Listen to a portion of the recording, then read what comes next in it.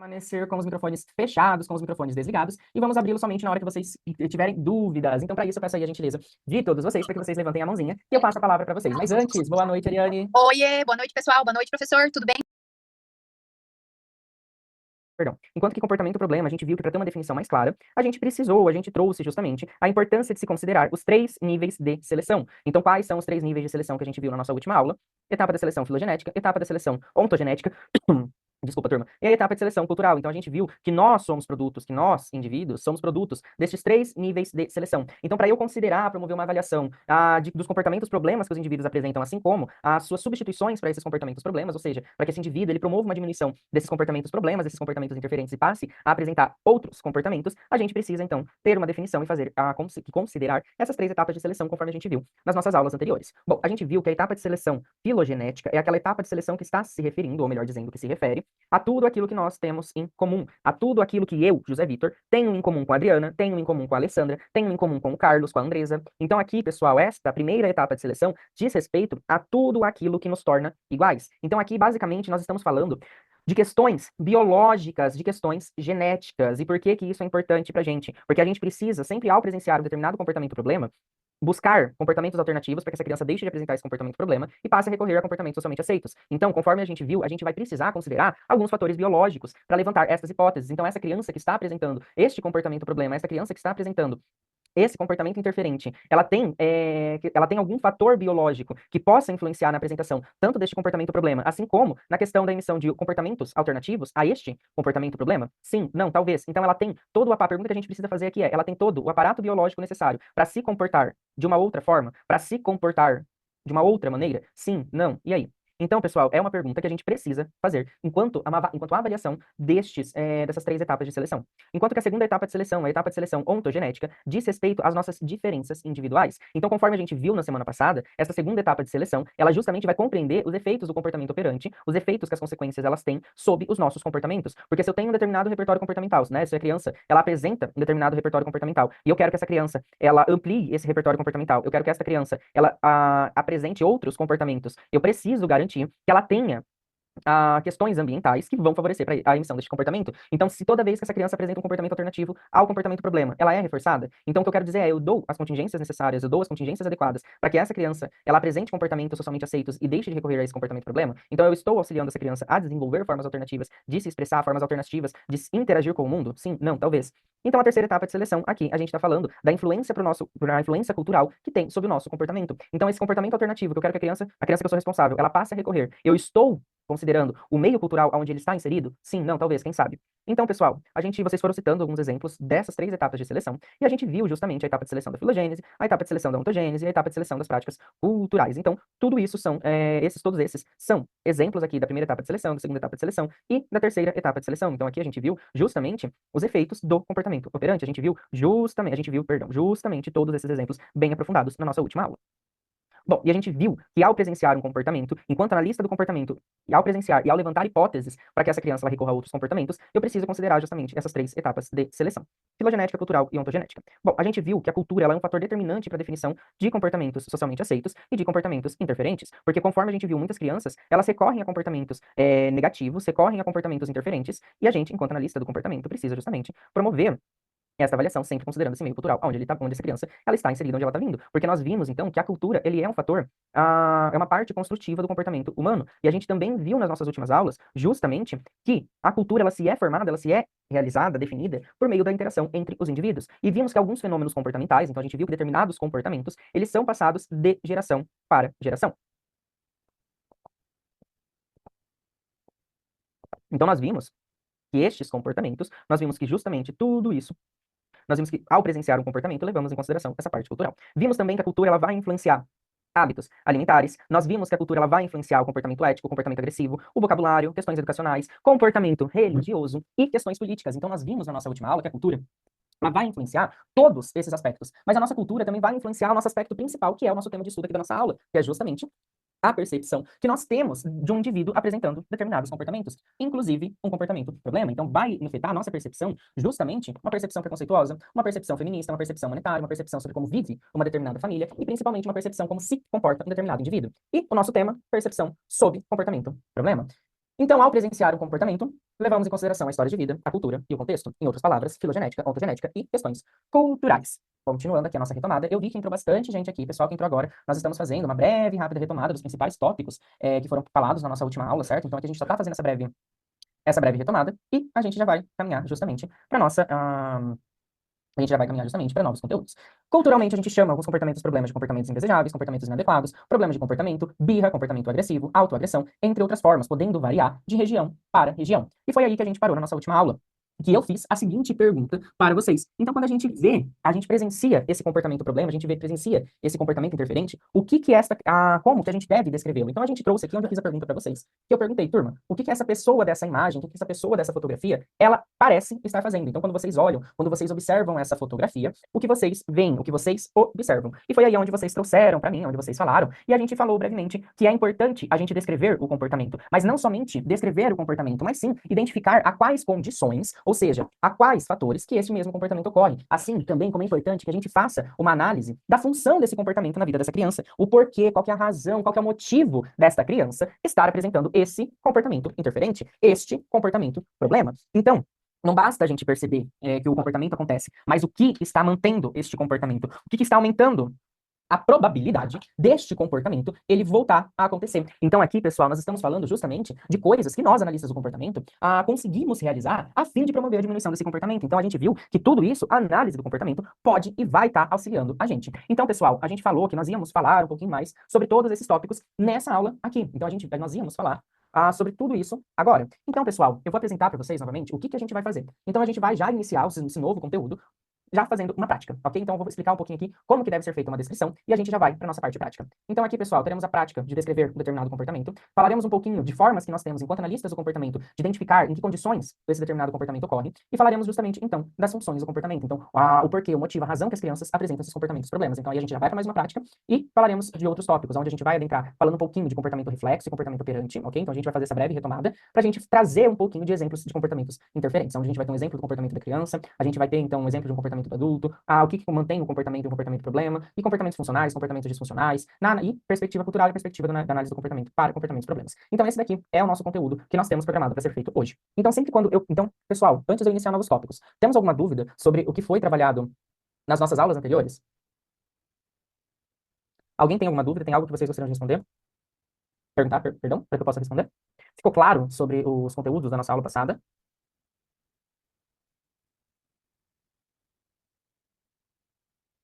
Perfeito, então, pessoal, na ausência de dúvidas, a gente dá continuidade. Bom, então, pessoal, a gente vai falar aqui um pouquinho, iniciando esse novo conteúdo, certo? Eu vi que entrou mais algumas pessoas, então, pessoal que entrou agora, nós estamos fazendo uma breve, rápida retomada sobre os principais tópicos que foram trabalhados na nossa última aula. Então, nós estamos fazendo uma breve, uma rápida retomada a gente fez uma breve, uma rápida retomada, melhor dizendo, sobre esses principais tópicos, e agora a gente vai falar um pouquinho, então, sobre o novo conteúdo, né? A gente vai estar adentrando agora, nesse momento, com um novo conteúdo. Então, pessoal, a primeira parte, o primeiro tópico que a gente vai falar é um pouquinho sobre como descrever um determinado comportamento ou problema. Então, sempre quando eu presencio, sempre quando eu vejo um determinado comportamento ele ser apresentado, eu preciso descrever ele de uma determinada forma para que aumente a probabilidade de eu conseguir identificar essas variáveis que estão mantendo, essas variáveis de controle que estão mantendo esse determinado comportamento problema. Então, em outras palavras, o que está fazendo com que esse comportamento problema ele sempre volte a ser apresentado. Então, o que está fazendo com que esse comportamento problema ele esteja se mantendo? O que está fazendo com que a minha criança ela continue apresentando este comportamento? Então, aqui, pessoal, é de extrema relevância essa parte do conteúdo, porque é aqui que a gente vai conseguir compreender justamente se a nossa estratégia que estamos adotando para o ensino de determinados repertórios e também para a diminuição de determinados repertórios está correta ou não.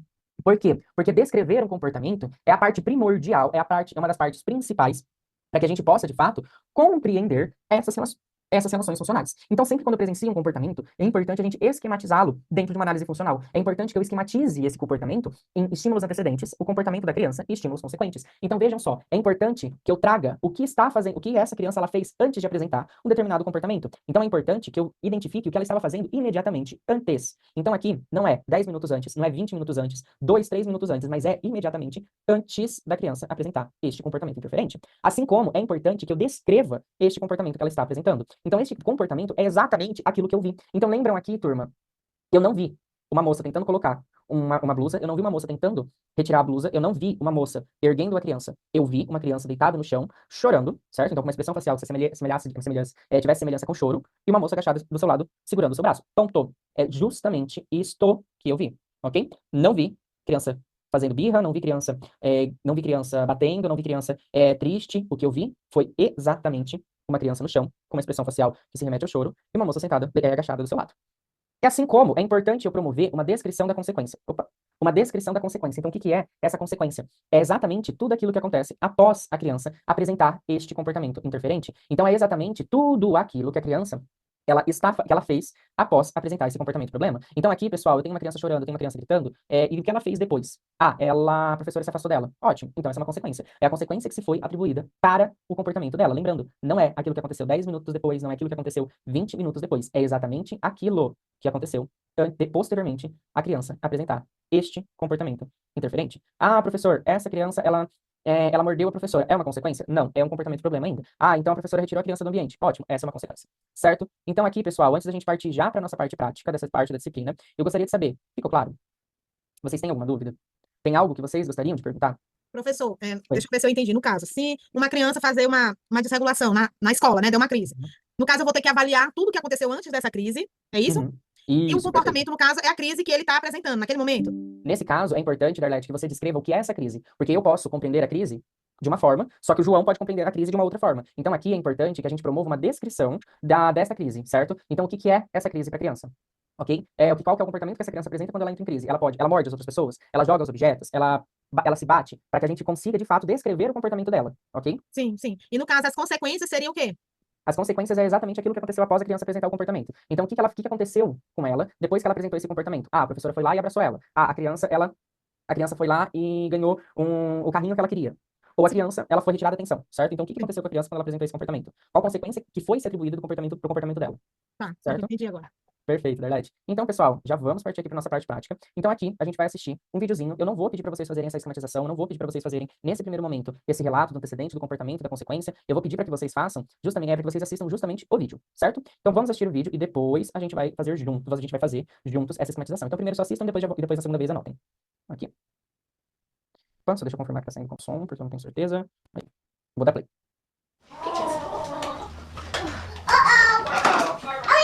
You don't have to start. Don't forget you left those things out. You have to throw it in the trash can. I don't have any more peaches. Sit down. These are dirty. I don't have any more peaches. Would you like some banana? Zachary, Brianna, and Mike, wash my hands. I'm sorry, Joshua. I didn't throw them on the floor. They're dirty. Josh, they're dirty.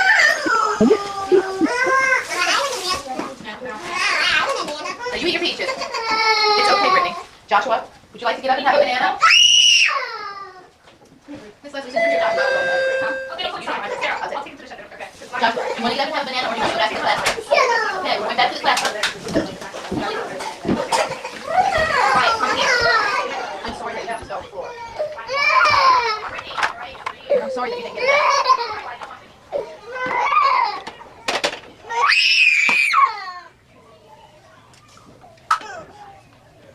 Bom, pessoal, então aqui a gente vai fazer a análise funcional, a gente vai descrever esse comportamento até aqui, certo? Então agora que vocês já assistiram pela primeira vez, eu vou pedir pra gente assistir novamente e daí agora vocês podem estar fazendo essa esquematização, certo? Lembrando que a gente vai promover justamente, então, o antecedente.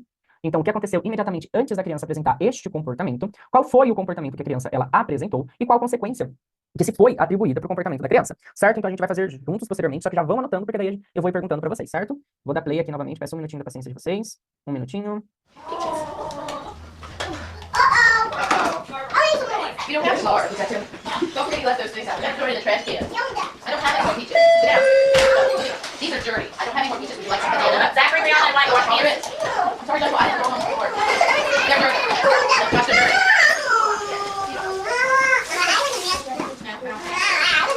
Now you eat your peaches. It's okay, Brittany. Joshua, would you like to get up and have a banana? Miss Leslie's in here, Joshua. Okay, I'll take it to the shelter. Okay. Joshua, you want to get up and have a banana, or do you want to go back to the classroom? Okay, we're going back to the classroom. Right, come here. I'm sorry that you have. Então, pessoal, a gente vai fazer até aqui, certo? Bom, vou pegar aqui então. Qual que foi? Vamos sempre iniciar, se é recomendado que a gente sempre inicie pelo comportamento, certo? Qual que foi o comportamento que ela apresentou? Vamos lá então. Qual que foi o comportamento?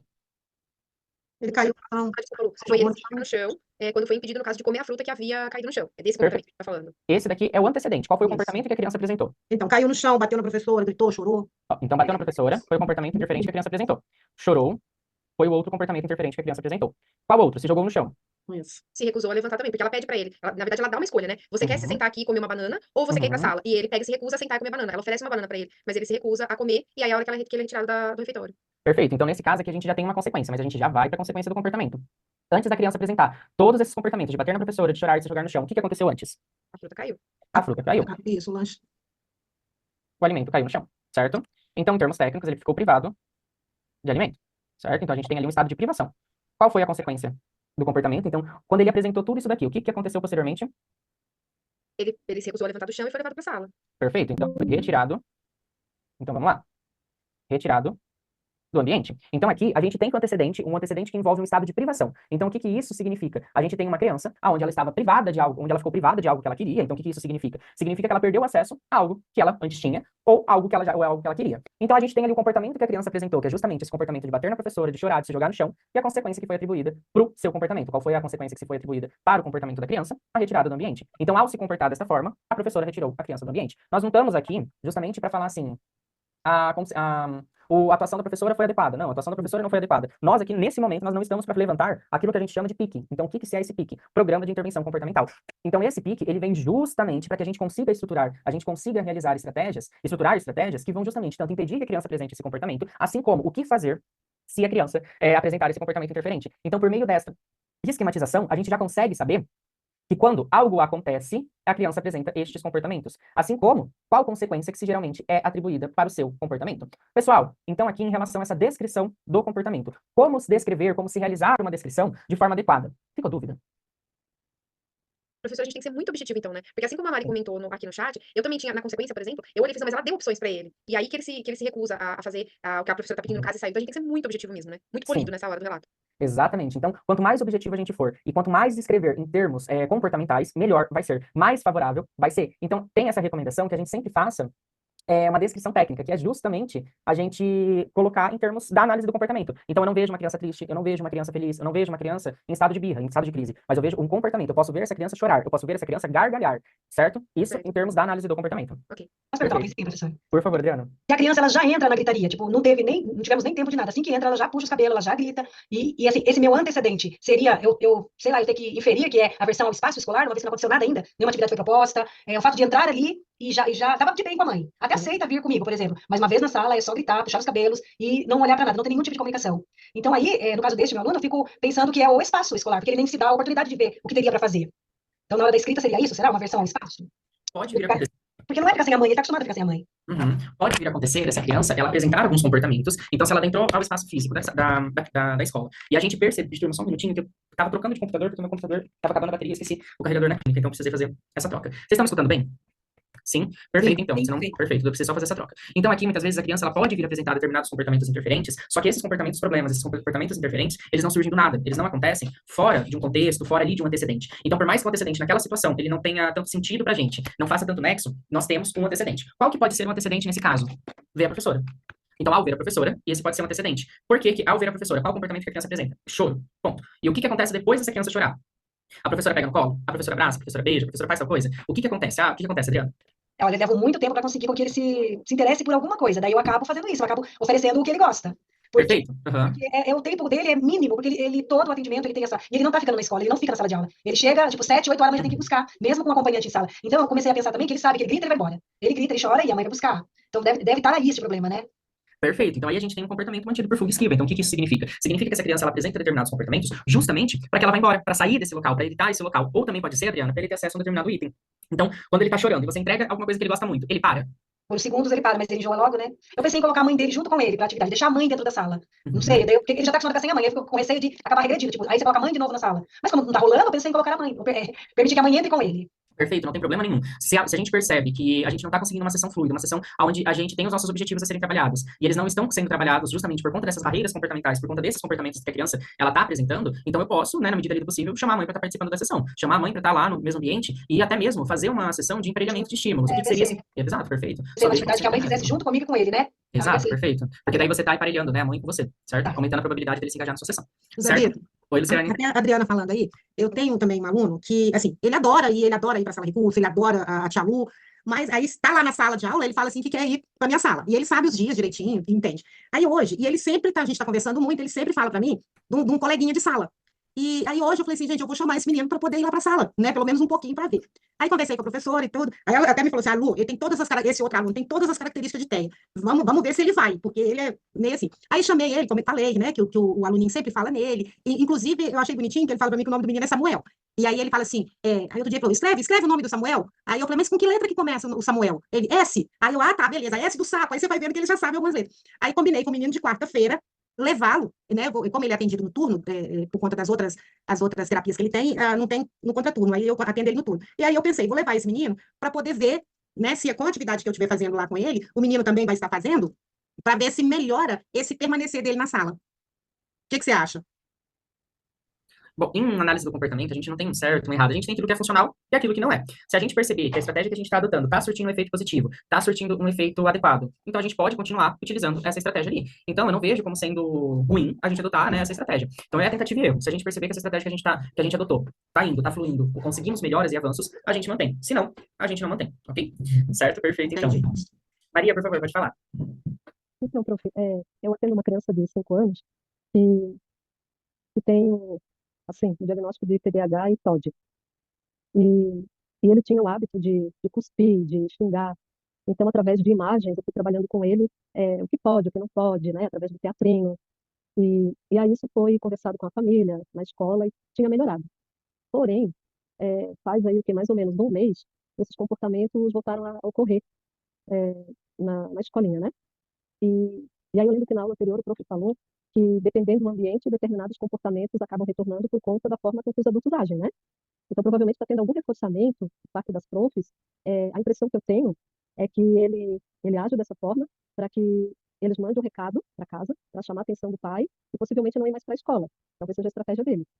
E eu estou indo na quarta-feira para justamente acompanhar ele em alguns horários, para tentar descrever a análise desse comportamento, né? Mas, claro que tudo é relativo, como o prof acabou de falar, mas essa questão da fuga e esquiva pode ser uma hipótese, né? Perfeito, Maria, pode ser sim. E a gente vai falar um pouquinho mais pra frente sobre as principais funções, os principais porquês que as crianças, elas apresentam determinados comportamentos. Então, um pouquinho mais pra frente, a gente vai fazer bastante prática sobre isso e eu espero que torne um pouquinho mais claro para vocês né, o motivo que as crianças apresentam, porque aí a gente vai ver essa parte teórica, a gente vai ter a parte prática, mas também na próxima aula, já vou dar um pequeno spoiler para nossa próxima aula, a gente vai ter momentos pra gente discutir casos. Então daí, pessoal, já vou falar agora, mas depois eu relembro vocês também. Então, para aqueles que se sentirem à vontade, para aqueles que puderem, para aqueles que quiserem, tragam casos para estar falando na nossa próxima aula, ok? Porque daí a gente vai ter bastante tempo na nossa próxima aula voltado somente para discussões. Mas caso vocês, né, lembrem aí de um caso que vocês atendem e gostariam de tirar alguma dúvida, podem continuar aí levantando a mãozinha que eu passo a palavra para vocês. Mas só que eu acho que sim, pode ser um comportamento, Maria, por fuga e esquiva de algum item aversivo, certo? De algo ali de que ele não gosta que está acontecendo no ambiente. Certo? Obrigada, prof. Imagina. Bom, pessoal, ainda sobre essa parte da descrição, certo? Ficou claro para todo mundo? Vocês conseguiram compreender? Tem alguém que gostaria de perguntar?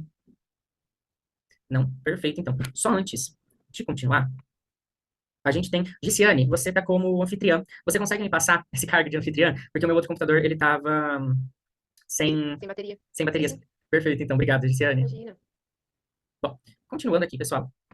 Então, é importante que a gente faça essa descrição em que condições esse mesmo comportamento ocorre. Então, a gente vai falar um pouquinho sobre os principais meios que nós, analistas do comportamento, temos para a gente estar promovendo, para nós estarmos promovendo essa identificação dessas variáveis de controle que podem estar ali influenciando este comportamento da criança. Então, aqui nós temos os checklists, nós temos as escalas, nós temos as entrevistas e nós temos a observação direta. Então, enquanto checklist, nós podemos estruturar checklists. Obrigado, Giciane, acabou de chegar aqui. Então, a gente pode estruturar alguns checklists justamente para identificar estas variáveis de controle. Assim como a gente também pode estruturar algumas escalas e assim como podemos também fazer algumas entrevistas dirigidas com os cuidadores, né? Então, com os pais, com os outros professores, com o pessoal da clínica, com o pessoal da escola, enfim. Então, por todas aquelas pessoas que estão ali em contato com a criança. Mas vocês também podem estar se perguntando, né, professor, e o que seria essa observação direta? Essa observação direta é o meio preferido de nós, analistas do comportamento, porque essa observação direta, a gente vai ver o comportamento acontecendo, a gente vai presenciar este comportamento ocorrendo, porque vejam só, os checklists, as escalas e as entrevistas são meios de identificar estas condições, mas, entretanto, todavia, são meios indiretos. E o que significa ser um meio indireto?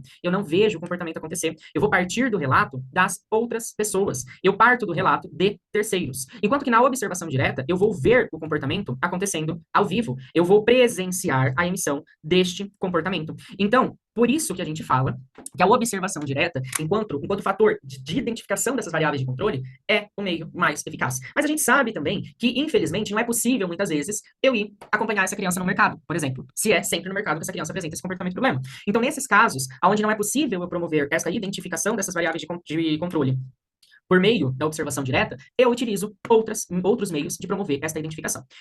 Certo? Agora, pessoal, Ô, José, igual, Oi. igual nessa questão, né, desse vídeo que você passou, que a gente, na verdade, foi analisar o comportamento. Mas a intervenção da professora, sob o meu olhar inicial, foi errada, porque, na verdade, o alimento caiu, ele não jogou o alimento no chão, né? Aí ela, por mais que ela tenha conversado com ele, para mim, no ato ali que caiu, explicou, não pode comer, porque caiu no chão e tal, talvez ela pegasse o mesmo alimento, né, que estava comendo, talvez aquele comportamento não ocorreria. Não sei, assim, olhando nu e crua com relação ao vídeo. Exatamente, Luciane. E é justamente por meio da identificação, né, dessas descrições adequadas e por meio, perdão, vou reformular minha fala. Então, por meio dessas descrições adequadas que eu consigo promover esta identificação e estruturar hipóteses de alteração de postura para a professora, de alteração de ensino de comportamentos alternativos. Então, é aí que eu vou conseguir estruturar um programa de intervenção comportamental a fim de promover a redução destes comportamentos interferentes. Então, é justamente aí que eu vou conseguir fazer isso que a Luciane falou. Na hora, então, mas se a professora talvez tivesse feito tal coisa, a criança ela não tinha apresentado esse comportamento interferente, ela não tinha apresentado esse comportamento problema. Então, é justamente aí que nós, enquanto analistas do comportamento, vamos atuar. E também, ao promover uma descrição adequada, eu consigo justamente promover a identificação da função, do motivo, da razão, da circunstância que essa criança está se comportando dessa forma. Então, qual que é a função desse comportamento para a criança dentro deste contexto? Então, para isso, nós temos, enquanto analistas do comportamento, 4 principais funções, 4 principais porquês que as crianças elas podem apresentar determinados comportamentos. Então, nós, enquanto analistas do comportamento, acreditamos que uma criança ela pode chorar por atenção, para obter a atenção da outra pessoa, ela pode chorar para obter o item que está com o amiguinho, ela pode apresentar um determinado comportamento para fugir, para esquivar de uma demanda, de uma situação que para ela se é aversiva, assim como essa criança, ela pode apresentar determinados comportamentos para promover uma autorregulação destes estados internos. Então, turma, pessoal, eu vou explicar agora, bem detalhadamente, essas 4 principais funções. Esses 4 principais porquês que as crianças apresentam determinados comportamentos. Então, pessoal, aqui o primeiro tópico que nós falaremos é o comportamento de atenção. Então, aqui, turma, pessoal, a criança, ela pode chorar para obter a atenção das outras pessoas, ela pode bater nos coleguinhas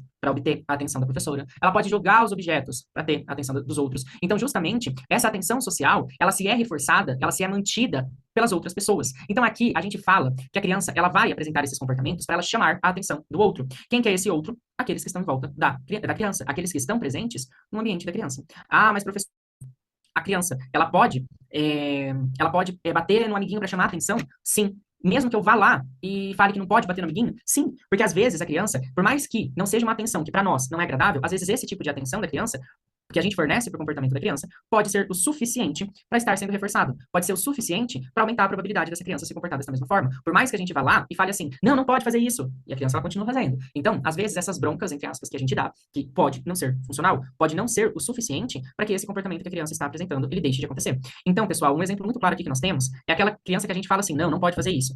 Ela vai lá quietinha, olhando assim pra gente, vai lá e faz. E a gente fala, eu não falei pra você não fazer isso, fulano? Por mais que a gente vá lá e fale, eu não falei pra você não fazer isso. Então, de bronca, pode ser o suficiente para reforçar. Por quê? Porque ele queria chamar a atenção da outra pessoa. Um outro exemplo seria a professora que tá lá, passando, corrigindo as atividades da turma. Então, a professora Maria vai lá e fala assim, turma, abra na página 6 que eu vou passar dando visto na atividade. Vai lá. Carimbinho. Ai, muito bem, João, que lindo. Nossa, ficou muito bacana essa atividade. Parabéns. A professora Maria vai lá para dar atenção pro José. Ela vira assim as costas pro João, vai para dar atenção pro José, e o João joga todo o material dele no chão. Paft! E a Maria vira e fala assim, o que aconteceu, João? Não pode fazer isso. Vai lá pegar seu material. E ele vai lá e pega o material. Aí a professora volta para dar atenção pro José e ele faz de novo. Então aqui, por mais que a professora tenha chamado a atenção do João, foi um comportamento que se foi reforçado. Porque crianças que apresentam esses comportamentos para chamar a atenção, eles sejam uma atenção positiva ou negativa. Se eu forneço, eu aumento a probabilidade dessa criança se comportar dessa forma. Em relação à atenção, dúvidas? Podemos passar para a segunda função? Maria, por favor, pode falar. Então, prof, a minha questão é o seguinte, né? Imagina esse exemplo que o prof deu, ele é muito comum em sala de aula, por exemplo. Muito comum, né? Então, é claro que existem várias situações. Mas o que seria mais assertivo, né? Se ele continua repetindo. Então, vamos dizer, a bronca, né? A orientação, que seja, reforça o comportamento, que é jogar tudo no chão. E aí, o que se deve fazer, então? Assim, um exemplo.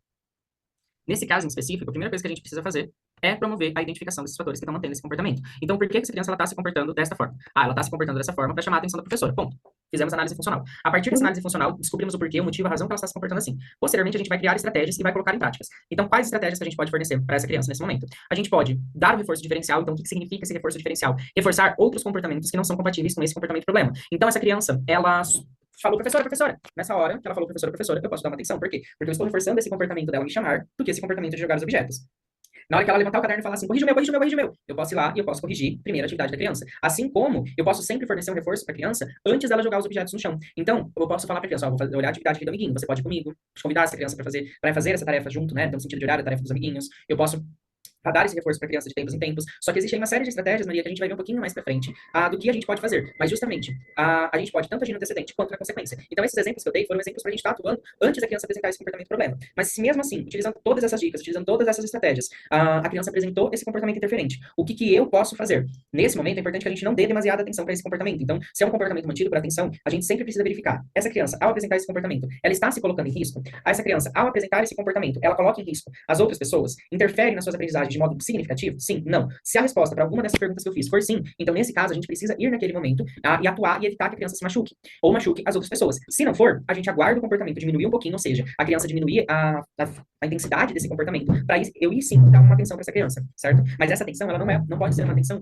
muito grande, tem que ser uma atenção reduzida, porque justamente a gente acabou de sair de um episódio comportamental, a gente acabou de sair de um comportamento problema, então a gente precisa não ser contingente com a criança nesse momento. Certo, Maria? Certo, prof, obrigada. Imagina, Ticiane, por favor, pode falar. Professor, a gente tem, né, da mais educação infantil, vários casos de criança que querem chamar a atenção. E tem crianças que a gente já passou a ignorar mesmo. Então, a gente já testou de tudo e beleza, assim, não, é preferível ignorar. Mas aí a gente tem duas questões. A primeira, uma pessoa diferente. Então, a criança tá chamando a atenção da professora dela, geralmente. Então, eu, que no caso não sou a professora da sala, mas nós estamos ali compartilhando do mesmo ambiente, o que eles estão fazendo agora? Os anjinhos. Eles assopram o nariz, e aí sai aquela coriza, né? E aquele negócio é delicioso de presenciar.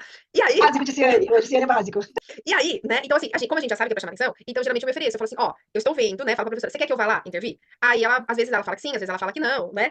Mas é algo que seria, então, funcional nesse momento. E a minha segunda questão, e quando são os próprios colegas que reagem oferecendo atenção pra essa outra criança? Como que a gente faz nessa hora? Porque é aí que o bicho pega. Porque é pra mim o recado. Mas só que eu tenho mais 18 pequenos professores. Então, é aí que mora o segredo da história, né? Porque vira um circo. Tem plateia, tem show. Sim, perfeito, Ticiane, exatamente, né? Então, nesse caso em específico, quantos anos tem as crianças? 2,5 e 3,5. São duas fases, né? A fase 3, que são de 2 anos e meio, e a fase 4, que é a minha, que eles já estão com 3 anos e meio. Nesse caso, acaba sendo um pouquinho mais difícil, até por conta que a criança de 2 anos e meio, 3 anos de idade, não vai ter uma compreensão tão grande, né? Então, aí, nesse momento, é importante a gente colocar em extinção o comportamento das crianças. Então, por exemplo, o nariz do amiguinho tá sujo. Tá bom, tô vendo. Então, de fato, a gente não dá demasiada atenção para o comportamento das outras crianças, certo? Então, nesse caso, vai funcionar? Talvez, é colocando na prática. Pode ser que sim, pode ser que não. Mas se são crianças um pouquinho maiores, aí a gente tem justamente essa orientação, justamente essa sugestão de fazer um trabalho em conjunto, né? De explicar, ó, quando o amiguinho faz tal coisa, é importante que a gente não dê muita atenção, tá tudo bem, a professora vai estar aqui cuidando dele, e assim por diante. A gente faz esse trabalho justamente da conscientização das diferenças, certo? Então, nesse caso, é importante que a gente altere a nossa postura, né? Quando são crianças pequenas, a gente altere a nossa postura para não reforçar o comportamento das crianças pequenas. Sim, eu tenho usado muito discurso. A professora que sou eu. Eu já estou indo, sabe? Porque não, vira uma algazarra, gente. Vira uma bagunça, né? Sim. E aí, a gente oferecer ajuda, no caso, né? Será que consegue extinguir, professor, o comportamento? No caso, como não é pra mim o recado, né? Porque geralmente eu nem falo nada. Eu só consulto a professora antes, e aí eu vou com o lenço umedecido, vou lá, mas nem olho pra criança. Eu nem contato visual eu não falo. Limpo, pego, jogo o papel lá e pronto, acabou, sabe? Daí, nesse caso, Luciana, é importante que ele assoou, colocou pra fora, né? A gente não vá de forma imediata. Por quê? A gente dê alguns minutos, alguns segundos, pra aí sim a gente ir. Por quê? Porque se ele assoou pra chamar a nossa atenção, e eu vou lá, e por mais que eu vá lá e limpe pra ele, sem conversar, sem nada, eu posso estar reforçando o comportamento. Então é importante que a gente dê ali pelo menos 30 segundos, 45 segundos, pra aí sim a gente ir lá e dar atenção. Aí na hora que a gente for lá, fala, nossa, seu nariz saiu, vou te ajudar aqui. Ponto. Fez. Acabou, certo? Mas aí antes, pode falar. Passar a mão e passar a mão nos outros, professor. Porque nariz, eles pegam pesado, porque a gente tem um troço. Eles passam a mão e passam no outro. Eu sei, Adriana. 8 anos e meio, mas 5 anos que eu tenho e 6, passa assim. Eu tenho troço, nariz eu tenho. Eu sei, não é muito agradável, eu sei também. Eu tenho lá as crianças da clínica também, e nas escolas que eu sempre estou, eu sempre vejo também. Às vezes eles se apresentam alguns comportamentos. Opa! Pode falar, Adriana. Eu tô dizendo quando eles não comem, né?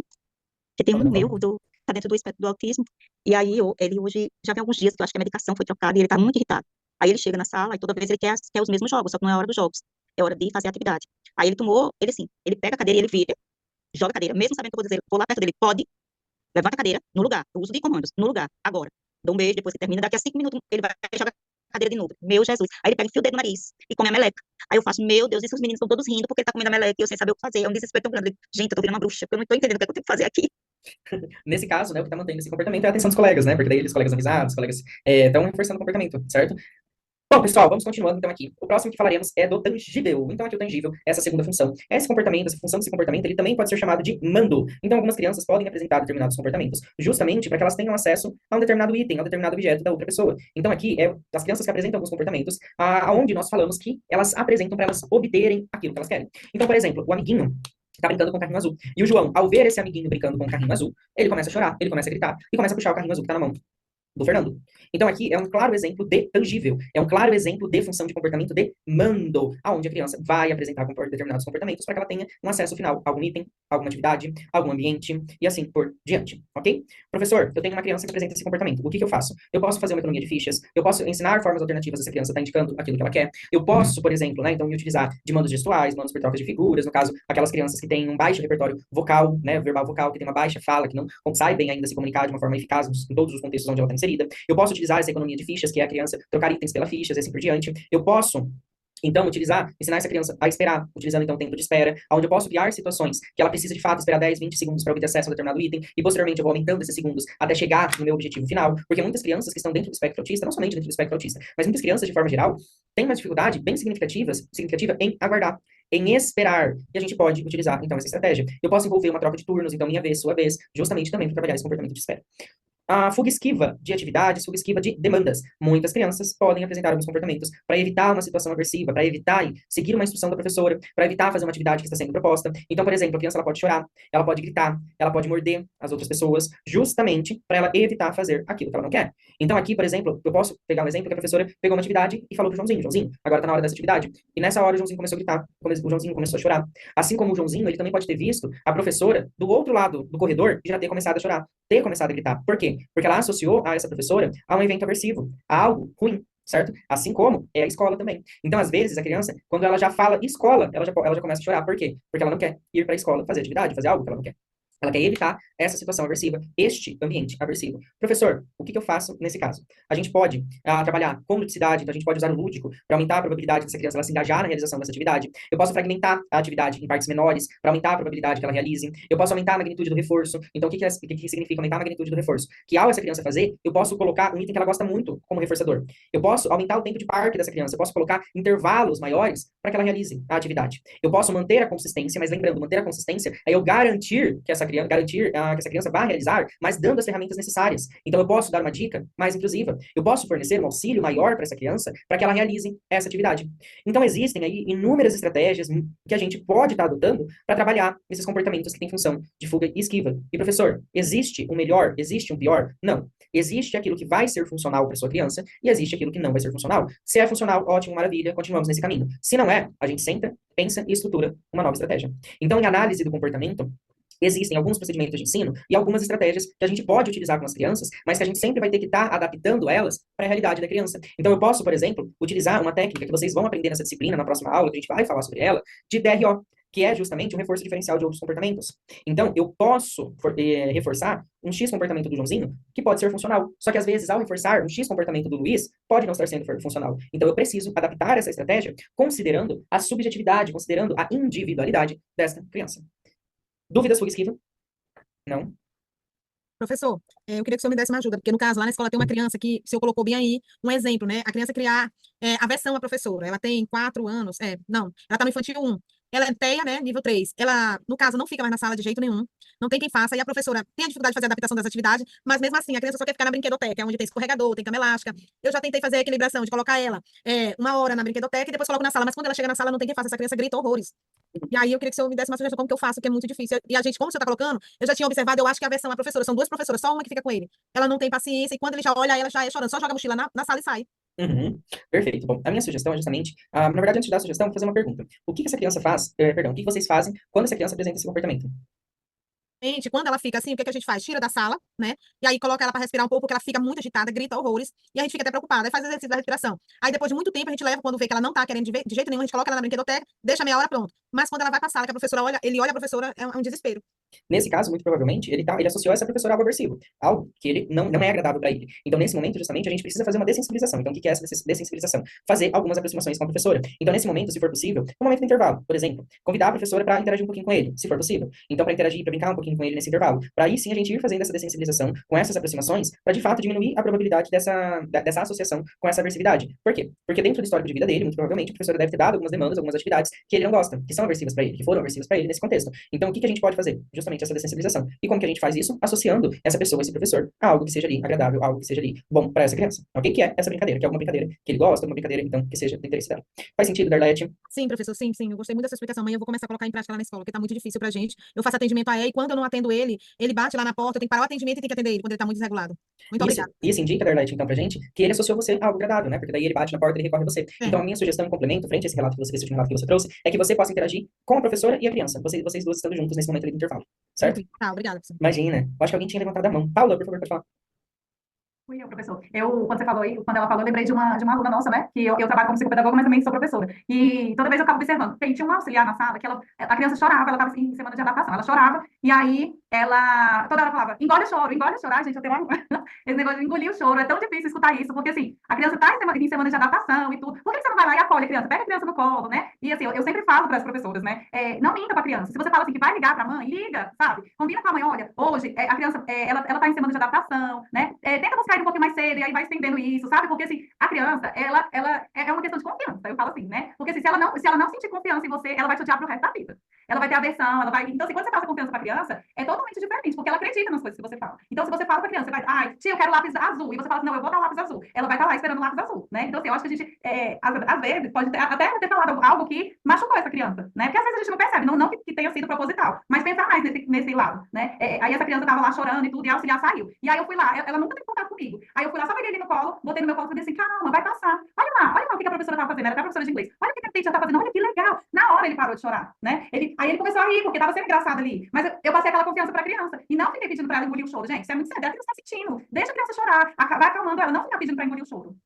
Eu penso assim, professor, eu tenho muito trauma dessas coisas, de ficar prometendo as coisas para a criança, sabe? Eu acho que a questão da criança é uma questão de confiança mesmo, é uma troca mesmo, e eles são bem certos. E principalmente em semana de adaptação, né? Então é um local diferente. Pode até ser a mesma escola, mas é uma professora diferente, é uma sala diferente. Então a gente precisa fazer esse acolhimento, criar... Exato. Então a gente tem mais um agravante. Então a gente precisa justamente auxiliar essa criança a compreender que a escola é um ambiente legal, um ambiente acolhedor, é um ambiente favorável para suas aprendizagens.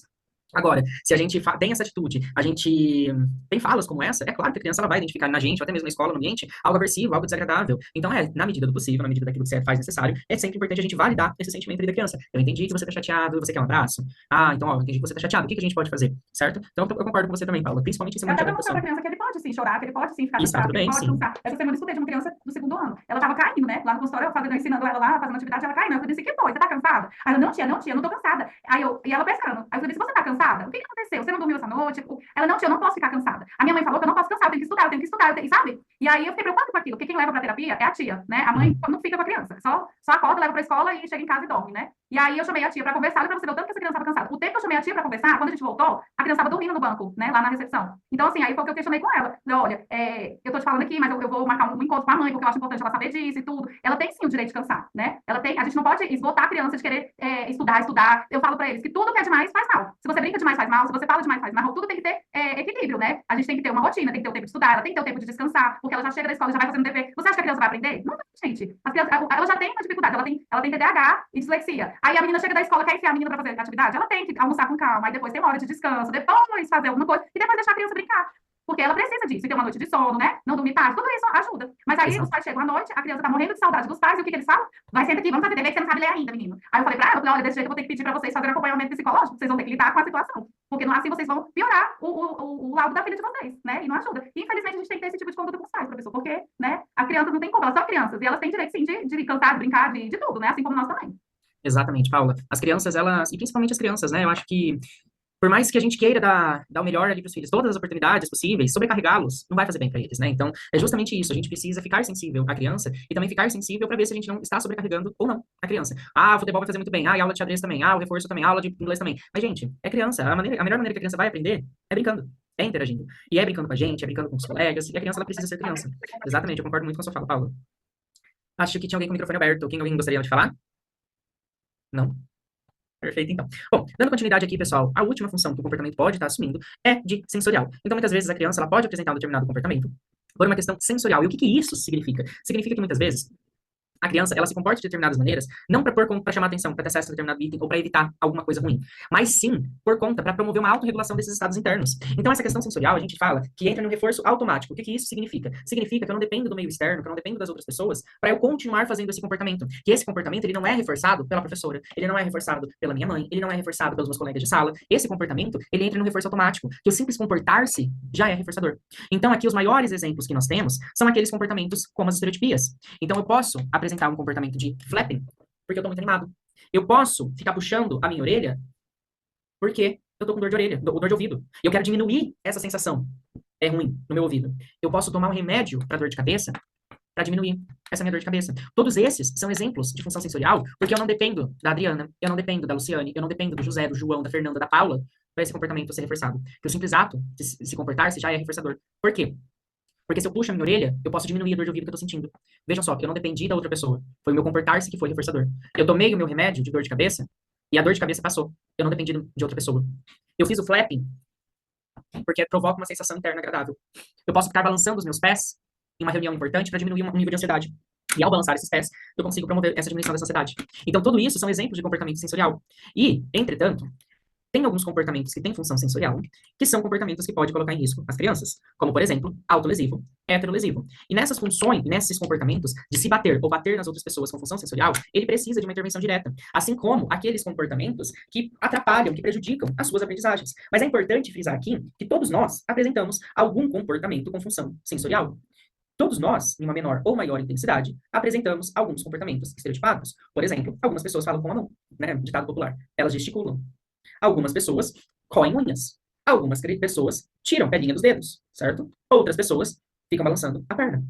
E estes comportamentos, eles podem não ser danosos para a pessoa ou para as outras pessoas. Só que se eles começarem a ser danosos, ou seja, provocar algum dano, tanto para o indivíduo como aqueles que estão ao seu redor, ou interferirem nas suas aprendizagens, então eu preciso intervir enquanto analista do comportamento. Ah, professor, chegou uma mãe e falou assim para mim, porque meu filho ele faz muito flapping e me incomoda muito. Eu quero que tire isso dele. Isso é muito comum. Fala de pais chegarem pra gente. Questões éticas, enquanto analistas do comportamento. A gente não vai tirar nada, porque a aba, ela não vem para tirar, não vem para acrescentar, ela vem para dar ferramentas para a criança. E quem vai escolher as ferramentas vai ser a criança. A gente vai ensinar a criança a se comportar de formas alternativas, mas a gente não vai obrigar a criança a se comportar dessas formas alternativas. Enquanto estereotipia, nós, analistas do comportamento, só vamos intervir se causar algum dano para a criança, para aquelas que estão ao seu redor, ou se trazer algum prejuízo para esse indivíduo. Então, ele faz flapping, ok, que horas que ele faz flapping? Quando ele tá muito feliz. Legal, pai, legal, mãe. E o que isso interfere na vida dele? Nada. Então, entende? Então, não é um comportamento que eu preciso intervir. Porque todos nós, uma menor ou maior intensidade, apresentamos comportamentos estereotipados, apresentamos comportamentos com função sensorial. Se eu intervir sobre um comportamento que tem função sensorial, mas que não provoca nenhum risco para esse indivíduo, para os outros, ou interfere nas suas aprendizagens, pode ser que essa criança ela recorra a outros comportamentos que aí sim podem causar algum prejuízo, podem causar algum dano. Então, se não está interferindo ou causando dano, eu não vou interferir, certo? E isso, turma, é um dos fatores que a gente precisa tomar muito cuidado, porque, e ter uma análise bem minuciosa. Por quê? Porque, principalmente, é um ponto que os pais, que muitos pais sempre batem. Porque as pessoas ficam olhando. Porque me incomoda. E eu entendo, a gente precisa fazer uma intervenção com esses pais. Precisa fazer um acolhimento com esses pais, certo? Mas só que estereotipias, comportamentos que têm função sensorial, que não causam riscos, eu não vou intervir. Certo? Ficou alguma dúvida, turma? Ficou claro para vocês? Professor, Oi? deixa eu te fazer uma pergunta aqui. Esse meu aluninho, eu falo que ele é a minha tese, né? Porque os comportamentos dele tem hora que eu fico sem entender. Ele tem uma questão seguinte, onde que eu entraria nessa análise?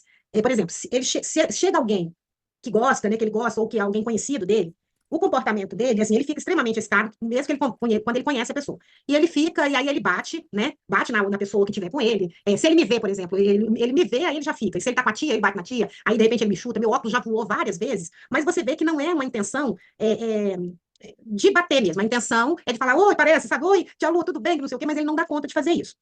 Dentro dessa análise, esse comportamento dele, de bater, né, quando vê a pessoa, entraria em qual situação dessa função de comportamento aí? Perfeito. Nesse caso, eu acredito que ele entraria, talvez, num comportamento que tem uma função de atenção, onde ele apresenta esse comportamento justamente para chamar a atenção da outra pessoa, né? Uma forma dele cumprimentar, como você falou. Por quê? Porque ele ao ver a pessoa, ele vai lá e ele bate. Só que depois que ele bate, o que acontece? Não, então, aí, às vezes, até eu falo para a tia que leva ele, porque aí ela fica chamando a atenção dele, não faz isso, não bate, não sei o quê, né? Mas aí depois, no caso, eu chego com ele, converso, e aí, tudo bem, como é que você tá? E as pessoas que ele gosta também usa dessa estratégia, de chegar e de cumprimentar e dar essa atenção para ele do cumprimento, entendeu? Exato, e nesse caso é um comportamento que tem uma função de atenção, porque daí ele está cumprimentando a pessoa, ele está iniciando uma interação social com a outra pessoa. A minha sugestão, Luciane, é que antes dele bater, a gente já sabe, foi para cumprimentar, ele vai bater. Então, o que que a gente vai fazer nesse momento? Antes dele bater, a gente já fornece essa atenção, certo? Então, por quê? O que que a gente está fazendo com isso? Ensinando para ele que existem outras formas de se conseguir atenção, outras formas de iniciar uma interação.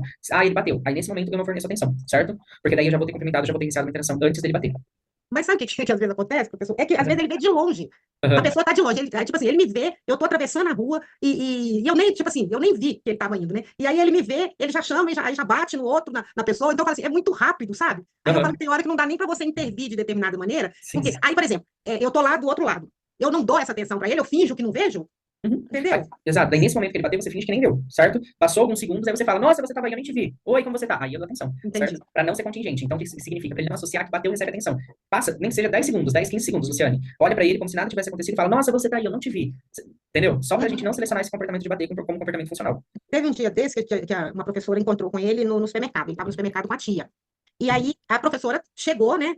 E chegou até ele e cumprimentou. Aí ele já começou a jogar as coisas no chão, sabe? Tirar, ele estava dentro do carrinho, aí começou a tirar e tal. Aí, por acaso, eu estava também no supermercado, eu nem cheguei perto, sabe? Não cheguei perto, aí deixei tudo um tempo, e daí a pouco eu fui falar com ele. Só que ele continuou fazendo, mas assim, não foi nem em relação a mim, foi em relação a outra professora. Aí a família, ele mora perto do supermercado, chamou o pai levou ele, porque já não estava deixando nada mais dentro do carrinho. E aí a professora ficou muito preocupada, porque ela falou assim, nossa, eu fiz isso com ele, né? Aí eu tentando explicar, não, é uma forma que ele tem, porque ele conhece você, ele passava na sala dela, entendeu? Então, Uhum. tipo assim, é uma alegria te ver, só que a forma que ele tem de demonstrar isso é diferente. Exato, e é nesse momento que a gente precisa ensinar ele que formas alternativas de conseguir a atenção das outras pessoas também são funcionais. Aí, nesse momento, é importante que a gente não dê uma demasiada atenção. Não vou falar pra você, Luciane, que na primeira vez que você fizer já vai surtir efeito. A gente Uhum. precisa continuar fazendo algumas vezes, porque a gente tá falando de um comportamento que ele já se é recorrente a várias pessoas, a vários ambientes. Então, é um comportamento que já está estabelecido. E até que a gente faça uma intervenção, a gente precisa combinar o jogo com as outras pessoas. O que que isso significa? Fazer dar essa mesma instrução, esse mesmo manejo que você vai adotar para as outras pessoas que estão ao redor dele. Porque se só você fizer, a probabilidade de funcionar é baixíssima. Por quê? Porque ele ainda está sendo reforçado em outros ambientes, em outros contextos. Sim. E Certo? aí eu falo que é aí que às vezes mora o perigo também, né? É aí um dos maiores, é um dos grandes desafios aí que a gente tem quando a gente implementa uma estratégia. Exato. É a adesão, né? Principalmente no meio familiar. Sim, sim. Certo? Perfeito. Obrigado, Luciane. Marie Pedrosa, por favor, pode falar. Boa noite, professor. Boa noite. Eu tenho um caso que eu tenho uma dúvida entre se é um comportamento tangível ou se é uma esquiva. É uma paciente que ainda não tem diagnóstico, né, ela tem um atraso de fala, tá vindo comigo por essa razão. Você oferta ali algum material, algum brinquedo para interagir, tenta direcionar a brincadeira, ela se nega, ela faz a brincadeira do jeito dela. E ela faz e te olhando ali, sabe? Como se estivesse esperando uma resposta diferente. Aí, tudo que você oferta manipula bem, né? Dentro do comportamento como ela quer fazer a brincadeira. Aí, no final do atendimento, eu sempre peço para todas as crianças guardarem os materiais, né? É parte da terapia o guardar também. Então eu falei, né? Coloca os materiais ali no armarinho. E aí ela colocou. Aí eu falei, dá um beijo na tia. Ela deu um beijo. Dá um abraço. Ela deu um abraço toda feliz. Aí eu falei, agora dá a mão que a gente vai lá com a mãe. Pronto.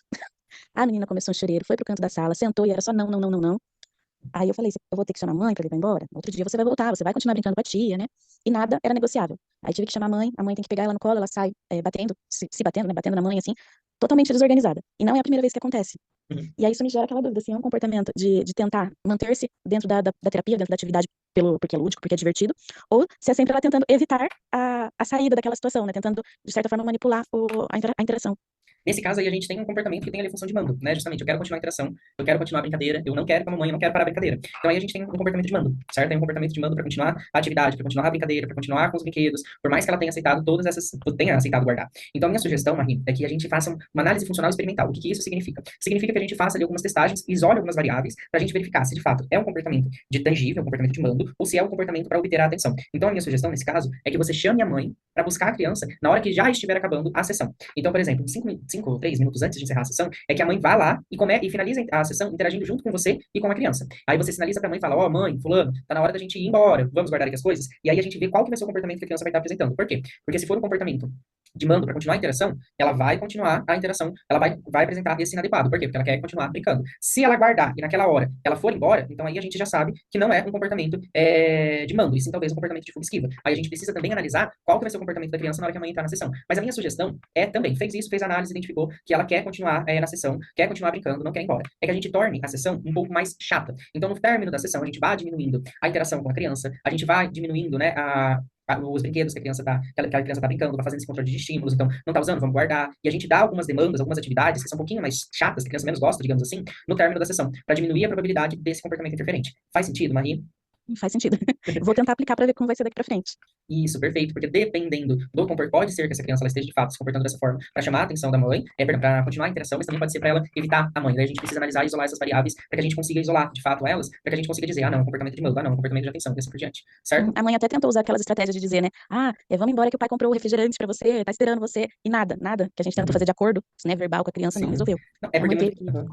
é que muito provavelmente estava muito mais interessante a interação com você, a interação com os brinquedos, do que o refrigerante, do que a interação com a mãe, e assim por diante. Isso, por um lado, quando a criança ela não quer ir embora da nossa sessão, ela não quer ir embora do nosso encontro, é um bom sinal, né? Porque daí a gente vê o sucesso do pareamento, sucesso do vínculo, e a gente vê que a sessão de fato tá boa, tá interessante pra criança. Isso, por um lado, é bom, mas por outro, aí a gente precisa trabalhar alguns aspectos ali com a criança. Certo, porque Maria? aí a outra criança já tá vendo o caos Sim. acontecer, a próxima paciente, né? Aí depois eu Sim. tenho que conversar com esse outro paciente para que ele não faça como a amiguinha. Não, mas Ô, perfeito. Mari, só uma coisa. Ela, no início da sessão, ela não quer ficar. Ela entra tranquilamente. Ah, tá. Não, é que eu tinha entendido que você tinha falado que no início ela não queria entrar. Não, ela nunca quer Né? sair. É como diz o professor, né? Ao mesmo tempo, o ego da gente é ótimo. É um bom sinal aí que a sessão tá interessante pra criança. Isso é bacana também, né? Porque é uma intervenção de sucesso, gente. O primeiro passo é que a criança, ela fique bem, certo? Ali naquele ambiente, fique bem com a gente, ela sinta-se à vontade. Porque daí, sim, é a partir daí que a gente vai conseguir acessar a criança de fato para ensinar qualquer habilidade. Seja uma habilidade motora, seja uma habilidade verbal, seja uma habilidade acadêmica e assim por diante. O primeiro passo é a criança estar bem, né? Isso a gente tá vendo aí, Marie, que você conseguiu fazer muito bem, tão bem que ela não quer sair da sessão. Só que aí se torna um outro problema. Mais uma Exato. habilidade que eu tenho que trabalhar com ela. Exato. Eu falo, gente, que tudo é dado. A gente consegue coletar dado em todas as situações. Ou melhor dizendo, a gente consegue coletar objetivos de ensino em todas as situações ali com a criança. Seja uma situação legal, né? Então, nesse caso, seja uma situação desafiadora e assim por diante. Mas aí eu deixo como sugestão. E, Marie, não sei se você conhece também, mas aí fica para todos. Tem um aplicativo, eu tô pegando aqui, que ele se chama Mouse Timer, certo? Ele é um aplicativo que tem disponível no celular, né? Tanto Apple quanto Android. Então, ele é... Deixa eu ver se vocês vão conseguir ver. Opa, acho que eu não vou conseguir mostrar. Eu não vou conseguir enxergar, porque... Esse mouse time é o que trabalha o tempo, é, professor? Ele a gente pode utilizar também aqui, ó. Pronto, aqui agora acho que eu consigo mostrar para vocês. Opa. Eu acho que eu não vou conseguir mostrar. Porque eu uso um de ratinho, que ele vai Aqui, comendo passando. acho que é esse daqui, ó, também. É esse mesmo. Excelente esse daí. Isso, ele é muito bom, né? Então, aqueles que não usam, tem essa recomendação, porque daí vocês selecionam o tempo que vocês querem, e o ratinho vai comendo as maçãs. Não sei se você vai Quando conseguir eu ver. inicio a sessão, eu já dou o comando. Olha, tem esse ratinho aqui, ó. Quanto fica só terminar, tela, vai apitar. Tá ruim um pouquinho, né? Mas eu vou colocar o nome aqui. Ele é muito bom, certo? Eu recomendo aí todos utilizarem. Pra gente vai dando a previsibilidade. Olha, daqui tanto tempo a gente vai ter que ir com a mamãe, daqui tanto tempo a gente vai poder ir em tal lugar, até mesmo pra estar trabalhando o tempo de espera ali com as crianças, certo? Bom, pessoal, Marie, certo, turma? Tem mais alguém que tem alguma dúvida? Gostaria de perguntar algo? Não? Opa, passei demais aqui. Perfeito, pessoal. Bom, aí eu acho que a Giciane já trouxe aqui pra gente o videozinho, perdão, o mouse timer. Acho que é esse mesmo. É esse aqui que ela mandou pra gente. Exato. Ele é bem legal, turma, eu recomendo bastante, eu utilizo com as crianças. E a gente também pode trabalhar, por exemplo, uma rotina visual, enfim, tem várias estratégias aí que a gente pode estar adotando. Mas em relação, pessoal, às funções do comportamento, fica claro? Alguém tem mais alguma dúvida? Não, sim. Não. Tranquilo. Tranquilo. Um outro tópico, turma, que eu esqueci de falar, mas ainda sobre a função sensorial, é uma sugestão também para vocês trabalharem. A gente tem muitas crianças que elas apresentam, têm uma necessidade, né? Elas apresentam um comportamento que tem função sensorial de se morder. Então, às vezes, elas se mordem, certo? Às vezes elas mordem as outras pessoas. E muitas vezes a gente pode, por exemplo, implementar para essas crianças um colar sensorial, certo? Ou melhor dizendo, um mordedor sensorial. Então, esse mordedor sensorial é um mordedor que pode ficar em volta do pescoço da criança, ou pode ficar como se fosse uma pulseira. E ele é próprio para isso, onde a criança ela vai morder o mordedor, em vez de morder. Por exemplo, em vez dela se morder, porque daí a gente reduz a probabilidade dessa criança ela tá se machucando. Eu vou pegar aqui, ó, então é justamente esse mordedorzinho aqui que eu tô falando, certo? Porque daí ele vai em volta do pescoço da criança, ok? Daí a gente tem essa sugestão. Giciane, pode falar. Professor, agora que eu pensei, esse monitor, ele auxilia também na retirada de chupeta, né? Auxilia, e daí eu não tenho tanta certeza, eu nunca utilizei, certo? Daí a gente precisa, daí eu acho que seria interessante a gente ver com uma fono ou não, porque o mordedor às vezes ele pode interferir tanto quanto a chupeta, mas aí não é uma propriedade, a gente precisa ver com uma fono. A Marie, ela é fono, né, Marie? Sou fono. que você O acha? mordedor vai ter que ser analisado caso a caso. Porque, assim, a chupeta, ela tem um prejuízo gigante, né, por causa da anatomia. Ela vai mudar a estrutura óssea ali da criança. Então, às vezes, a gente tenta utilizar um outro hábito que vai ser mais fácil de retirar depois. Então, o mordedor poderia entrar nesse padrão de criança. Só que, se for uma necessidade sensorial muito intensa, ficar muito tempo na boca, também vai causar prejuízo, né, em estrutura e em função comunicativa, né? Então, aí não seria recomendado. Então, depende muito do caso da criança. Tem criança que, se a gente vai tirar a chupeta, por exemplo, ela passa a fazer sugar o dedo. E aí também é muito mais difícil fazer essa retirada. Então, tudo tem que ser bem analisado. Tudo que você vai introduzir, né? Cada caso, né, Marie? Não, mas perfeito. Obrigado aqui pela dúvida, por ter tirado a minha dúvida também, Marie. Só para dar uma sugestão para as profs, né? É mais interessante, às vezes, trabalhar com história lúdica sobre retirada de hábito. Então, Julieta larga a chupeta, a fada da chupeta, tem vários livros já sobre esse processo de retirada, em que elas podem fazer uma contação, aí confecciona o material para a criança depositar a chupeta, tem história que é sobre plantar a chupeta, tem várias outras formas de fazer a retirada do hábito, sem produzir outro. Que bacana, Marie. Obrigado por esclarecer. Pessoal, então aqui nós temos 20 minutinhos para intervalo, são exatamente 9 horas e 2 minutos. Na hora que for 9 horas e 22 no término do vídeo, a gente retorna. Muito obrigado pela primeira parte da aula, vejo vocês aqui 20 minutinhos. Lembrando, terminou o vídeo, a gente volta. Obrigado, pessoal. Vou dar play aqui no vídeo.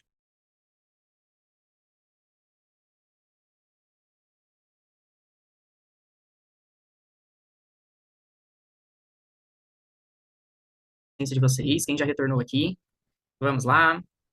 A Paula já voltou. Quem mais já está aqui com a gente? A Luciane. Vamos lá, pessoal. A Silvia, a Érica. E bastante gente já retornou. Bom, pessoal, vou pegar os slides. Vamos lá. Falamos sobre bastante coisa nesses 2 módulos. A Márcia, a Claudiana já voltou. Olá, pessoal. Bom, então, turma, a gente vai fazer uma prática nesse momento. Então, a nossa prática vai ser identificar a função de alguns comportamentos que vão estar nos videozinhos. Então, pessoal, eu vou passar aqui alguns vídeos para a gente fazer uma análise da função do comportamento, para a gente fazer uma análise do porquê, do motivo, a Aldirene também já voltou, do motivo que as crianças se comportam, apresentam determinados comportamentos. Então, aqui, enquanto analistas do comportamento, conforme a gente já viu, nós acreditamos que os indivíduos, que as crianças, apresentam determinados comportamentos por 4 principais funções: sensorial, fugitiva, tangível e atenção. E é importante frisar aqui que a gente vai passar o videozinho, vamos assistir o videozinho e depois vocês vão falar, eu vou perguntar para vocês qual que é a função deste comportamento, qual que é a função, o porquê que essa criança ela está se comportando desta forma. Certo, pessoal? Dúvidas? Não? Perfeito, então. Bom, vou pegar aqui um minutinho da paciência de vocês. Aqui, vamos lá. Calma aí. Então, aqui o primeiro videozinho que a gente vai assistir, ok? Lembrando, pessoal, para facilitar aí para vocês, sempre façam ali aquele ABC que a gente já aprendeu nesta aula, ok? Vou dar play aqui, um minutinho, vamos lá. Agora sim.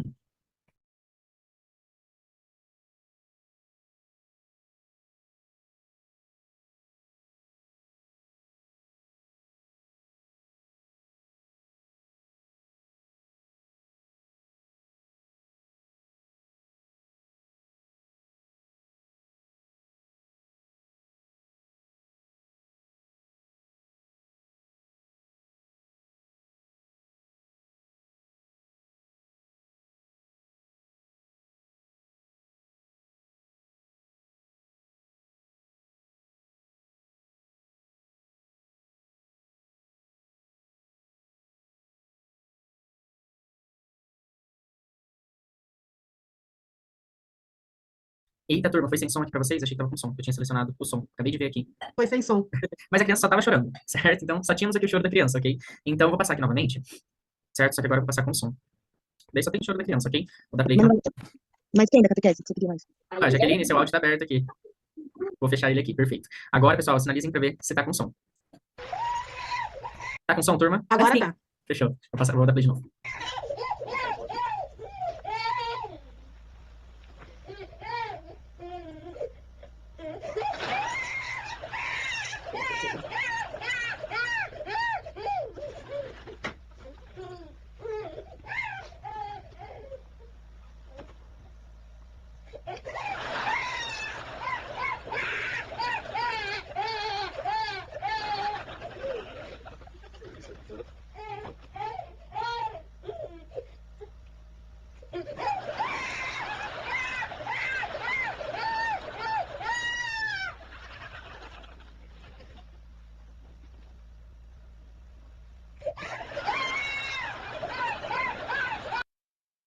E então, pessoal, qual que é a função desse comportamento da criança? Eu acho que é atenção. Chamar a atenção da mãe. Perfeito, turma, exatamente. Então aqui a gente tem um comportamento que tem a função de atenção. Exato, pessoal. Vou pegar aqui o nosso segundo videozinho aqui, ok? Vou dar play um minutinho. Atenção, exato, outro videozinho era de atenção. Vou dar play nesse. Ready? Ready to make some pictures? Ready? Look, we have 2. Which one says, no, wait a second, I have a question. Do you want to play with the stickers and the food? Yes? Over there, the pizza? No, what do you want to do? You want to play with your baby? Look, you show me our schedule. What did you pick? What'd you pick? Uh-oh, it fell off. We're all done with ABC. What are we going to do? ABC's all done? Huh? You tell me. Did we do what's the weather? No, we didn't. What did we do? Oh, no. Oh, what? Oh, you see a spoon over there? You want to play with that? You do? You want to pick it up and look at the art book? Yes? Okay, great. Me too. Look, we were all done with ABC, right? So that was all done? Now what is it time for? Work. Work? And then you're going to play with the markers and we can get the spoon and the chicken? No. Right? Okay. So you're going to fix your chair? No. Yeah, you need to pick it up. Do you want to do it or should I help you? No. Yeah, it's time for working. So when you're ready, you'll sit down. Felicity. Hi. When your time for work, you'll sit down. Okay? You ready? Do you want to pick up the chair or should I do it? Oh, okay, great. I'm glad you're choosing to do it all by yourself. Good. Oh, thank you. You're showing me you're ready. You're picking up the chair. You're going to have a little sheet. Now you're ready. Good. We're going to do a little work and then you get to play with the markers, right? All right. Ready? Which one says Felicity? That does say Felicity. And this one... Opa, Então, pessoal, essa daqui, fuga e esquiva, fui vendo que vocês estavam falando aqui. Bate assim, professor. Todos Agora, bota concordam? o jogo, né? Bota o jogo aí, rapidinho eles começam a querer, né? Quando é atividade, eles não querem. Hoje teve uma lá no consultório assim. Exato. Ela fez choro, ela tem 8 anos. Ela se jogou no chão lá do consultório. Eu falei, meu Deus do céu. Aí eu ficava assim, mamãe, você tá beliscando ela tá chorando desse jeito. Aí eu falava pra ela, minha filha, Rafa, não pode ficar assim. Aí ela, eu quero ir embora, eu tô cansada, eu tô com muito sono. Eu falei, ah, que pena, então você nem vai jogar hoje. Aí ela, jogar? Hoje tem brincadeira? Aí eu, o choro passou, o choro foi embora. Eles são desse jeito. Sim, fala aí, jogo, celular, TV, videogame, daí vai rapidinho. Bom, então aí nós temos um próximo videozinho, mas de fato esse daí é de fuga e esquiva de atividades. Então, vou passar um outro vídeo pra vocês. Give one for sitting sit.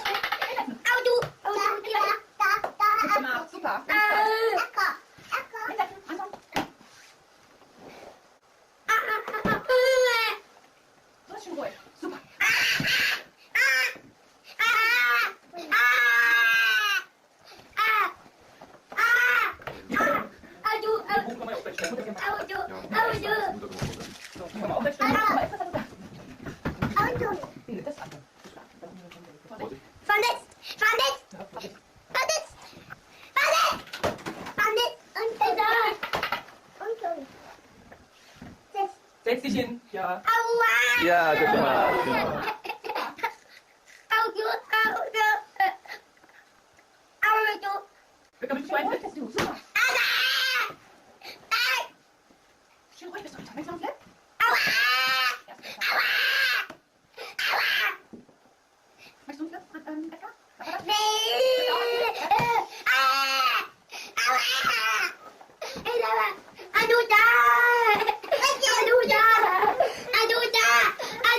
Something to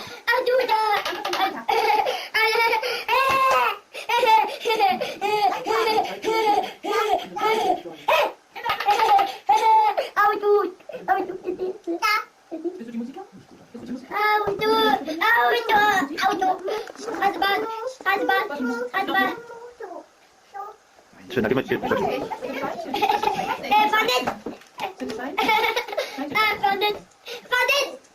Yeah.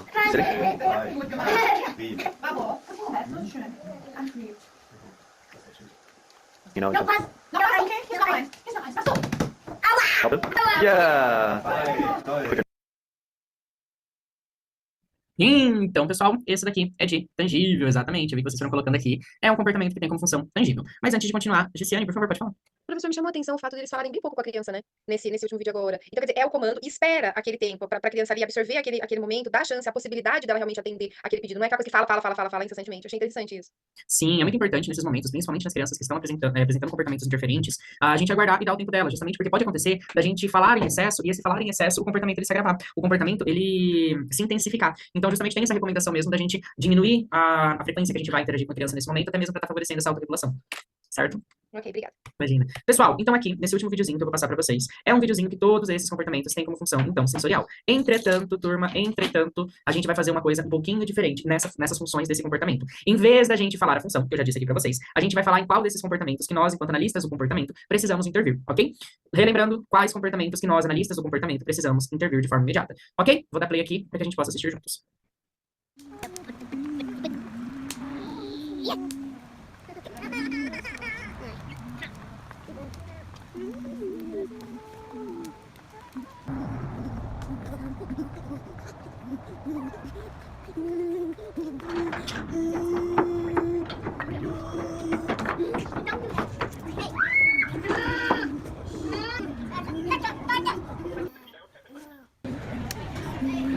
I seen ABC song. That's so cool. And bluebirds. You did?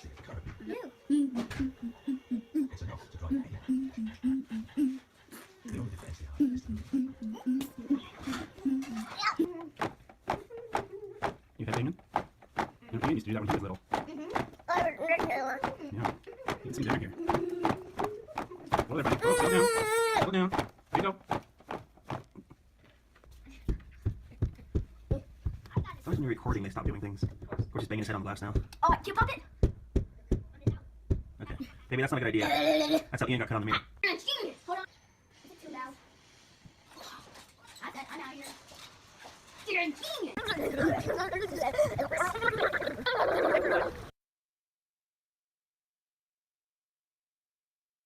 Então, pessoal, quais dessas estereotipias que a gente viu que nós, analistas do comportamento, precisamos intervir? Se é aconselhado a gente intervir de forma imediata, porque pode causar um prejuízo ali para a criança naquele comportamento. Mas antes de vocês responderem essa pergunta, é importante frisar que sempre quando a gente percebe que a criança ela apresenta ali alguma estereotipia, seja vocal, seja uma estereotipia motora, a gente precisa monitorar essa estereotipia para a gente verificar e garantir que ela não esteja interferindo nas aprendizagens, seja naquele momento ou a longo prazo também. Então, ela precisa entrar ali numa constante monitoramento. Bom, vamos ver aqui. Então, vocês foram falando, né? Então, a Mari colocou estereotipia vocal, pular, bater a cabeça, estereotipia bater na cabeça, deve ser feita intervenção, ao bater a cabeça e bater a cabeça.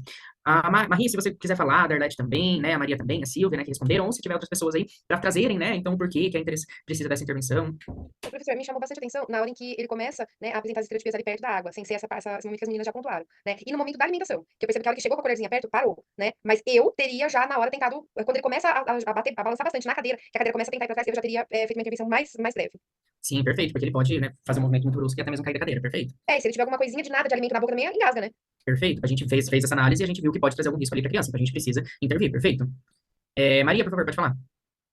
Então, essa questão do bater com as costas na cadeira, além do que já foi falado, eu penso que é a questão mesmo do processo digestivo, porque como tem aquele movimento brusco de bater, se não for feito há um tempo, acredito que até a criança pode vir a vomitar, né? Porque aquele movimento brusco enfim, do impacto, né? E também aquele onde a criança está, não sei se é um lago, que é a estereotipia vocal, também me deu até um pouco de agonia, assim, porque é um local, né, me parece perigoso. E também eu botei a cabeça no vidro. Me parece, a impressão que eu tive é que é algo normal para quem convive e não percebi alguém vindo. Não sei se eu não percebi, mas parece que não teve uma intervenção imediata. Perfeito, é exatamente isso. Então aí a gente tem um comportamento que talvez a gente precisa intervir de forma imediata ou ficar monitorando. Perfeito, Maria. Exatamente. Darlete, por favor. Professor, eu coloquei com relação à questão, quando ele bate a cabeça, né, acaba se tornando autolesivo. E quando o senhor coloca que a intervenção da estereotipia ela tem que ser feita quando essas estereotipias vai agredir ele, prejudicar ele ou alguém ao redor. E aí, nessa fase, é bem complicado, porque também ele não tem noção de perigo e isso pode se tornar rotina. Então, qualquer hora que ele pode desregular, ele pode estar batendo a cabeça em qualquer lugar, se tornar autolesivo. Seria um momento de fazer a intervenção. Perfeito, exatamente, Darlete. E a gente vai ver um pouquinho mais pra frente, mais específico na nossa próxima aula, como atuar sobre esses autolesivos que tem uma função sensorial, ok? Que daí a gente vai falar um pouquinho sobre o reforço diferencial, certo? Pessoal, mais alguém gostaria de falar? Eu gostaria de pontuar a questão da ecolalia e do pular, né? Eu citei primeiro ela porque era da primeira criança, e depois o bater porque é uma criança menor, né?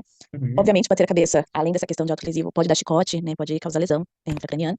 Então, esse aí é um comportamento que precisa ser reorganizado, né? Gerar essa questão sensorial para uma outra... vamos dar outra vazão para essa questão sensorial. Agora, na primeira criança, eu coloquei a questão do vocal e do pular, porque ela já está numa idade de escolarização, né? Então, se ela utiliza as estereotipias vocais e o motor tão agitado, vai prejudicar ela em permanecer na sala, em permanecer sentado e até interagir com as outras crianças. Porque quando tem muita estereotipia vocal, pode até afugentar as outras crianças, né? Envolve muito essa questão da socialização dentro da sala de aula. Isso, perfeito. Então é isso mesmo. A gente vai precisar fazer uma análise um pouquinho mais ampla. Se chamou a nossa atenção, liga um sinal de alerta. E o que a gente faz? Uma análise para verificar se de fato está interferindo nas aprendizagens da criança ou se não está interferindo. Então, na dúvida, pessoal, vamos fazer a análise, ok? Vamos verificar. Eu sempre falo que é melhor a gente verificar, na dúvida, do que a gente não fazer essa verificação. Por quê? Porque é importante para a criança, né? É relevante ali para a criança. Então, professor, não sei se está trazendo algum perigo, não sei se está trazendo alguma interferência ali para a criança, não sei se está trazendo ali alguma coisa. O que eu faço nesse momento? Verifica. Conversa com os pais, conversa com os professores, conversa com os cuidadores, faz uma observação da criança, se for possível. Então, verifica, certo? Mas daí, sempre quando a gente vê que a criança ela está apresentando um comportamento que é danoso para ela, a gente precisa intervir de forma imediata. Não é intervir mediante, depois de 10 minutos, depois que o episódio acabou. Não. Está colocando essa criança em risco, está colocando as outras pessoas em risco, então a gente precisa intervir de forma imediata. Porque a nossa prioridade vai ser a segurança da criança, a segurança de todos aqueles que estão à sua volta. Então a gente precisa garantir isso. Certo, pessoal? Professor, tem uma criança que bate a cabeça na parede. O que eu faço? Análise funcional, vimos que é a função sensorial. Então aí nós estamos falando muito provavelmente de uma criança que tem ali uma dificuldade acentuada em promover essa autorregulação. É uma criança, então, que talvez tenha essa dificuldade de se autorregular sozinha, e por isso que ela apresenta esses comportamentos de bater a cabeça. Então, nesse caso em específico, se a gente tem uma criança que bate a cabeça, a gente precisa sim fazer uma intervenção de forma imediata. A gente precisa sim promover a redução desse comportamento ali, naquele momento. E como que a gente pode fazer isso?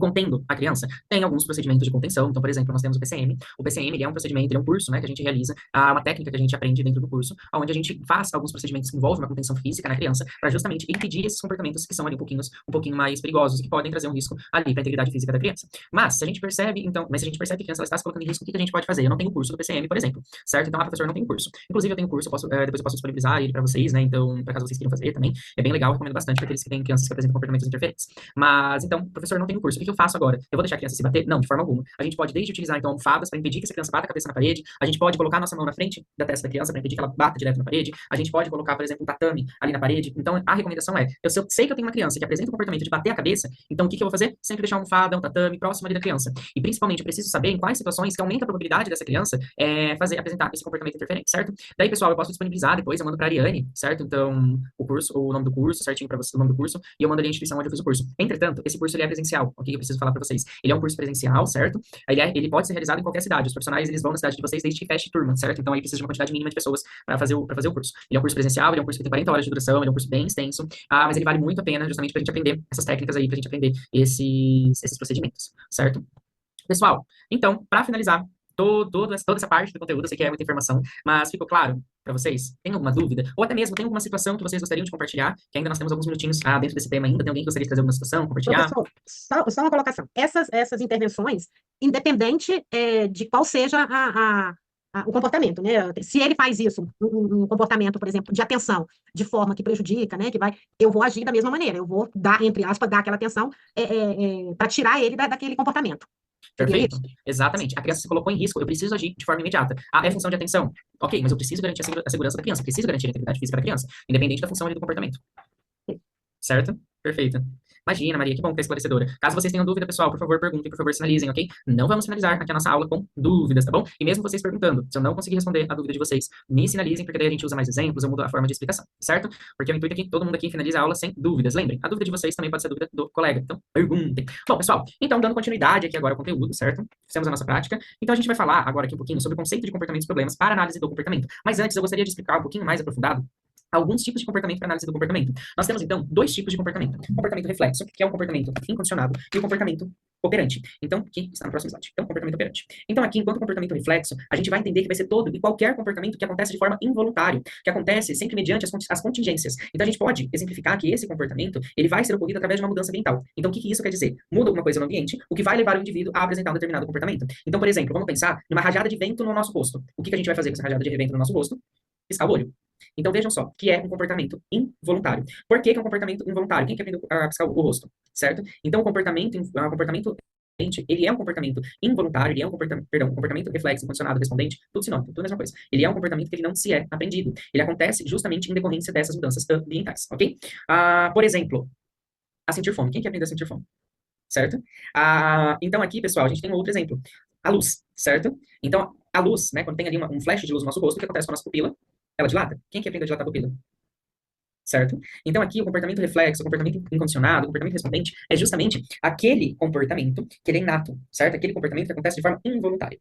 Entretanto, existe uma forma da gente aprender o comportamento respondente? Existe, certo? Só que aí a gente faz por meio de uma associação de estímulos. Mas aí é um conteúdo para uma próxima aula. Então, o comportamento reflexo, o comportamento incondicionado, eles são relacionados justamente e amplamente às emoções, às sensações, ao medo, ao bem-estar, à raiva, à alegria. Mas, professor, eu aprendi que o que eu sinto é alegria. Ok, mas você aprendeu a sentir alegria? Não. Você aprendeu a sentir medo? Não. Você pode fazer associações entre os estímulos. Então, por exemplo, você pode associar um determinado estímulo que te evoca um sentimento, uma emoção de medo, uma sensação de medo, com outro estímulo, certo? Situações sinalizam que o organismo deve se defender ou responder, muitas vezes de forma não elaborada previamente. Então, vamos pensar. Se eu jogar uma bola agora no rosto de vocês, qual vai ser o comportamento que vocês vão aprender? Perdão, vão apresentar? Fechar os olhos, talvez. Fechar os olhos, levantar o braço. Vocês elaboraram de forma prévia? Se defender, perfeito. Vocês elaboraram esse comportamento antes? Não. Exato. Então, esse daqui é um exemplo de comportamento reflexo. Certo? Porque é um comportamento incondicionado, é um comportamento involuntário. Ok? Só que daí nós temos, então, o comportamento operante. Então, o comportamento operante, ele é um comportamento voluntário. Ele é um comportamento que vai operar nas contingências. Então, o que isso significa? Significa que ele vai ser movido pelas consequências. Significa que vai ser movido pelas consequências que vão ser atribuídas para o meu comportamento. Então, se eu apresento determinados comportamentos, enquanto comportamentos operantes, o que vai me motivar a continuar apresentando esse comportamento é justamente as consequências que vão ser atribuídas para eles. Então, a gente pode dizer que enquanto... Perdão, um minuto.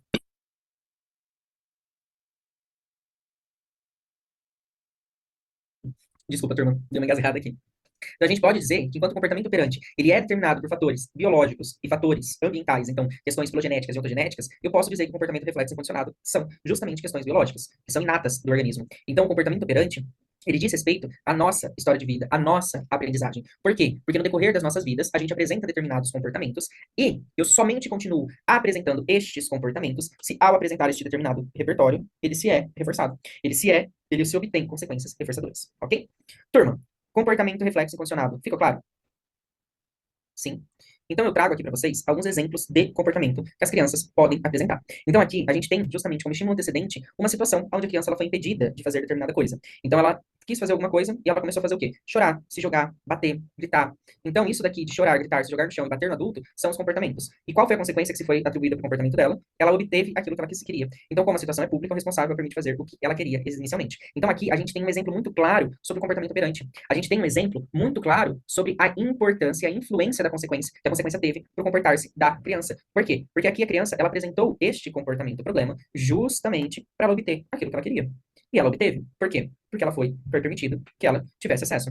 Só que a gente tem, então, justamente, enquanto analistas do comportamento, a gente também precisa verificar sempre que, ao ver uma situação dessa, ao analisar um comportamento problema desse, a gente vai precisar levantar hipóteses da função do comportamento. Ali a função do comportamento é muito clara, a função é manda, a função é tangível, ela quer ter acesso a uma determinada coisa. Então a gente precisa hipotetizar formas alternativas para essa criança se comportar. Então a gente precisa trazer, então, respostas socialmente mais adequadas frente a esse comportamento dessa criança. Então, o que se é esperado que essa criança apresente? Por exemplo, uma tolerância ou não, ou ela peça de forma mais adequada, enfim, assim por diante. Então, para isso, para eu trazer essas respostas socialmente adequadas, eu preciso fazer uma análise um pouquinho mais ampla. Então, essa criança tem condições biológicas para se comportar? Então, em questões biológicas, lembra que a gente vai perguntar que ela tem questões que envolvam a etapa de seleção da filogênese para se comportar? Então, ela tem todo esse aparato biológico para apresentar esse repertório comportamental? Ela tem os braços, as pernas, a função motora e assim por diante adequada para apresentar esse repertório? Sim, não, talvez, quem sabe? Para aí sim, a gente trazer justamente as condições históricas, então as condições de vida. Então essa criança, quando ela apresentou esse comportamento pela primeira vez, qual consequência que isso foi apresentado para esse comportamento? Quando ela sempre chorava, ela conseguia aquilo que ela queria. Então aqui a gente tem um efeito muito claro do comportamento operante. Por quê? O que o comportamento operante traz pra gente? A criança apresenta um determinado comportamento, se eu reforço esse comportamento, eu aumento a probabilidade dessa criança continuar apresentando este comportamento. Então aqui, em condições históricas para se comportar, eu preciso de fato me perguntar se eu já dei oportunidade para essa criança se comportar de uma forma diferente. Então, em situações diferentes, quando essa criança apresentou esse comportamento, ela sempre se comportou dessa mesma forma?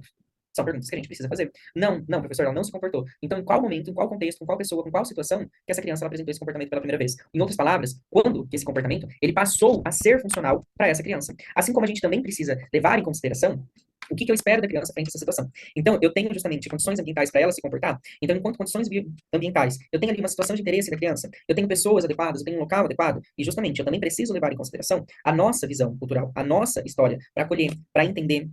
E até em alguns casos, né, acaba sendo difícil, mas a gente acaba entrando numa questão de julgamento. Mas é sempre importante que a gente não entre nessa questão de julgamento, mas sim que a gente acolha, que a gente entenda e principalmente perceba, ok? Entenda que nós, enquanto seres humanos, a gente acaba entrando nessa questão, certo? Mas é importante, enquanto analistas do comportamento, enquanto profissionais, principalmente por questões éticas, que a gente não entre nesse âmbito do julgamento. Então, nós temos aqui um exemplo de comportamento do adulto. Então, em situações onde a criança chora, grita, se joga no chão e bate no adulto, o adulto ele vai e grita com a criança. Então, ele fala, para de gritar, para de chorar. E a criança ela olha para o adulto, para, e depois ele volta. A criança volta a chorar. Essa estratégia que o adulto adotou nesse momento, o que ensinou para essa criança? O quão funcional foi esse comportamento? Na verdade, não ensinou nada, né, professor? Porque se você tá gritando com a criança, você tá falando uma coisa e fazendo outra. Você não pode gritar, ninguém pode. Exatamente, perfeito. Então é justamente isso. O que você está ensinando para a criança nesse momento? O quão funcional, qual consequência que você está atribuindo? Então é justamente isso, turma. Muitas vezes, as estratégias que a gente vai adotar são estratégias que não vão surtir um efeito positivo, não vão ser estratégias que a gente vai conseguir alcançar aquilo que a gente espera alcançar ao utilizar essa estratégia. Então a gente sempre precisa levar muito em consideração e pensar mesmo o que eu estou ensinando para a criança quando eu apresento determinado comportamento. Porque a criança ela acaba reproduzindo muitas vezes aquilo que ela vê. Então aqui, pessoal, o que vai controlar, o que vai se diferenciar, então, de um comportamento para análise do comportamento e de um comportamento problema para análise do comportamento? Vejam só, enquanto comportamento tem variáveis filogenéticas, variáveis ontogenéticas, variáveis culturais, a história de vida, o ambiente atual, o quão sensível às consequências dessa criança está, e quando que esse comportamento ele passou a ter um sentido para essa criança, ele passou a ser funcional. E um comportamento problema, variáveis filogenéticas, variáveis ontogenéticas, variáveis culturais, história de vida, ambiente atual, sensível às consequências e comportamento funcional. Então vejam só, para análise do comportamento, a diferença entre comportamento e comportamento problema, não é nada. Então, eu apresento qualquer tipo de comportamento mediante tudo isso aqui que a gente falou. Então, a partir do momento que esse comportamento problema que a criança apresentou começou a ser funcional para ela, começou a ganhar um sentido, então é aí que eu estou selecionando o comportamento como um comportamento que pode vir a ser reproduzido em outros contextos. Porque essa mesma criança que ela chorava, no exemplo anterior com o pai, por exemplo, ela pode começar a chorar com a mãe. Por quê? Porque ela pode generalizar essa aprendizagem. Porque se eu choro, eu consigo aquilo que eu quero. Então, por isso, justamente, a importância de fazer esse alinhamento entre todos os profissionais que atendem a criança, ok? Continuando aqui, pessoal. Então, vejam só. Turma, dúvidas? Alguém gostaria de perguntar algo? Não, perfeito, então. Então, vejam só. Basicamente, a gente está falando que comportamentos funcionais, eles tendem a se manter. Então, quando eu vou digitar no computador, porque eu quero que a tecla porque eu quero fazer uma determinada coisa. Então, se eu digito no computador, eu estou escrevendo um texto no computador, e o texto estaria aparecendo bonitinho, então aumenta a minha probabilidade de continuar apresentando esse comportamento. Por que que eu aumento a probabilidade de eu continuar apresentando esse comportamento? Porque comportamentos funcionais, eles tendem a continuarem serem apresentados. Enquanto que comportamentos... perdão, e trabalhar e receber um salário no final do mês é um comportamento funcional, certo? Chamar a atenção de alguém pedindo que a pessoa me dê atenção é um comportamento funcional. Por quê? Porque eu tô conseguindo aquilo que eu queria. Chamar a atenção de alguém se jogando no chão e a pessoa me dá atenção, eu tenho um comportamento funcional. Conseguir um doce depois de um pedido e conseguir um doce depois de se morder. Então ele vai desde aquele comportamento mais simples até aquele comportamento mais complexo. Ele vai desde aquele comportamento socialmente aceito até mesmo aquele comportamento problema. Então todo e qualquer comportamento, a partir do momento que ele se torna funcional, ele ganha um sentido para a criança naquele momento, naquele contexto, ele tende a se manter, certo? Porque ao me comportar-se, eu ganho aquilo que eu quero. Gisele, por favor, pode falar. Eu tô com um aluno, professor, que ele aprendeu a manipular a situação, falando que me ama, falando que quer dar abraço, falando que quer dar beijo. Então, assim, cheguei até a combinar com os pais, né? Falei assim, olha, gente, parece tudo muito fofo, muito lindo, parece que ele tá sendo extremamente carinhoso, mas não, ele tá conseguindo com isso sair do lugar dele, ele tá conseguindo com isso burlar a atividade, e fui elencando, né, em todas as situações, assim, que esse comportamento aparece. E eles não tinham percebido isso ainda, né? Então, por exemplo, você corrige, e aí você põe a criança ali pra pensar, né? Apesar de eu não gostar desse termo. Mas a criança pega e fala assim, mamãe, vem cá, que eu vou te dar um abraço, eu vou te dar um beijo. Ele conseguiu sair do castigo, né? Uhum. E é isso, é bem assim, a questão do comportamento aceito. Quem que não quer um abraço, quem que não quer um beijo, quem que não quer falar que ama, né? Exato. E agora eu não respondo mais. Então, se é fora dos horários que a gente combinou, então eu já não respondo mais. Ele pode chegar pra mim, tia, eu te amo. Eu faço de conta que eu não escutei. Eu Uhum. continuo fingindo. E ele continua, tia, te amo, tia, te amo, e vai falando. E eu ignoro completamente agora. E por mais que seja fofo, é um comportamento que se a gente reforça, a gente dê atenção ali naquele momento, é um comportamento que pode vir a ser funcional. Pode vir a aumentar a probabilidade de acontecer. Por quê? Porque ele tá saindo ali daquele ambiente, daquele momento, justamente conseguindo aquilo que ele quer. Exato. Principalmente quando é atenção, né? Principalmente quando dá atenção. Então vejam só, turma, desde aquele comportamento mais simples até aquele comportamento mais complexo, até aquele comportamento socialmente aceito, até aquele comportamento problema, ele tende a ser funcional. Mas agora, vamos pensar, se eu quero escrever um texto e a letra A tá quebrada no meu computador, qual que é a probabilidade de eu ficar clicando nessa tecla no computador? Alta ou baixa? Ou melhor, qual que é a probabilidade de eu parar de usar esse computador? Alta ou baixa? Alta. Por quê? Porque tá sendo Porque não vai funcional. funcionar. Perfeito. E se não está funcionando, o que eu vou fazer? Procurar outro meio de fazer. Em outro lugar, no papel. Perfeito. E a mesma coisa com as crianças. Se a criança ela tá apresentando um comportamento problema, e esse comportamento problema ele deixa de ser funcional, a criança ela vai recorrer a outros comportamentos. Só que, se a gente não dá as ferramentas adequadas para garantir que ela vai recorrer a outros comportamentos que são socialmente mais aceitos, ela pode recorrer a um outro comportamento problema, mais severo, mais intenso. Certo? Trabalhar numa empresa falida. Quem aqui quer trabalhar numa empresa onde você não vai receber o seu salário? Lembrando, né? Se não for um trabalho voluntário. Ninguém. Pedir verbalmente a atenção de alguém e nunca ser atendido. Se no chão e não receber atenção. Pedir um doce e nunca ganhar por ter diabetes. Se morder por ter o doce e não receber por ter diabetes. Então vai desde esse comportamento mais simples ao comportamento mais complexo. Mas o que a gente não pode deixar de ter em mente, o que a gente não pode, eu vou frisar novamente, eu vou repetir novamente. Se eu quero que a criança ela deixe de apresentar um comportamento problema, preciso me atentar às consequências que são atribuídas para esse comportamento, mas eu também preciso garantir o ensino de comportamentos alternativos. Porque se eu quero que a criança ela deixe de apresentar esse comportamento, primeiro eu também preciso ensinar ela a se comportar de outras formas. Ok? Porque nenhum comportamento ele vai acontecer do nada. Nenhum comportamento, ele vai acontecer, vai ser aprendido fora de um contexto. Então, se eu quero que a criança aprenda, eu preciso criar um contexto. Eu preciso criar uma situação. Eu preciso fazer uma aprendizagem com a criança. Eu preciso fazer um ensino de novos repertórios. Ok? Bom, continuando então aqui. Desculpa te interromper. Que me fez lembrar uma situação que eu vivi na semana passada. Eu tava tomando conta, né, de um aluno aqui, fazendo extra, e ele tem, por mania mesmo, bater na bunda das pessoas, né? É algo que deve acontecer muito frequentemente na casa dele. E aí ele foi e fez isso com a minha filha. E ela parou, olhou pra ele e disse assim, eu não gostei disso. Se eu não gostei, você não pode fazer.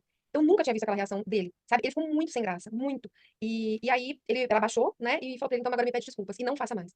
Aí aconteceram algumas outras coisas, tá? Quando foi hoje, que ele começou a apresentar, né, comportamentos pra chamar atenção, eu falei pra ele assim, mas então, o que foi que a Isabela te ensinou, né? Aí ele parou e ele lembrou da situação da Isabela, minha filha. E ele lembrou, ele falou pra mim certinho. E eu falei, gente, olha lá. Porque foi aquela coisa, imediatamente, né? Não, eu não gostei disso, então você não vai fazer. E aí hoje foi uma situação bem semelhante que ele tava fazendo com o colega, né? De bater, no caso. E aí, na hora, ele lembrou daquilo. Eu achei muito interessante.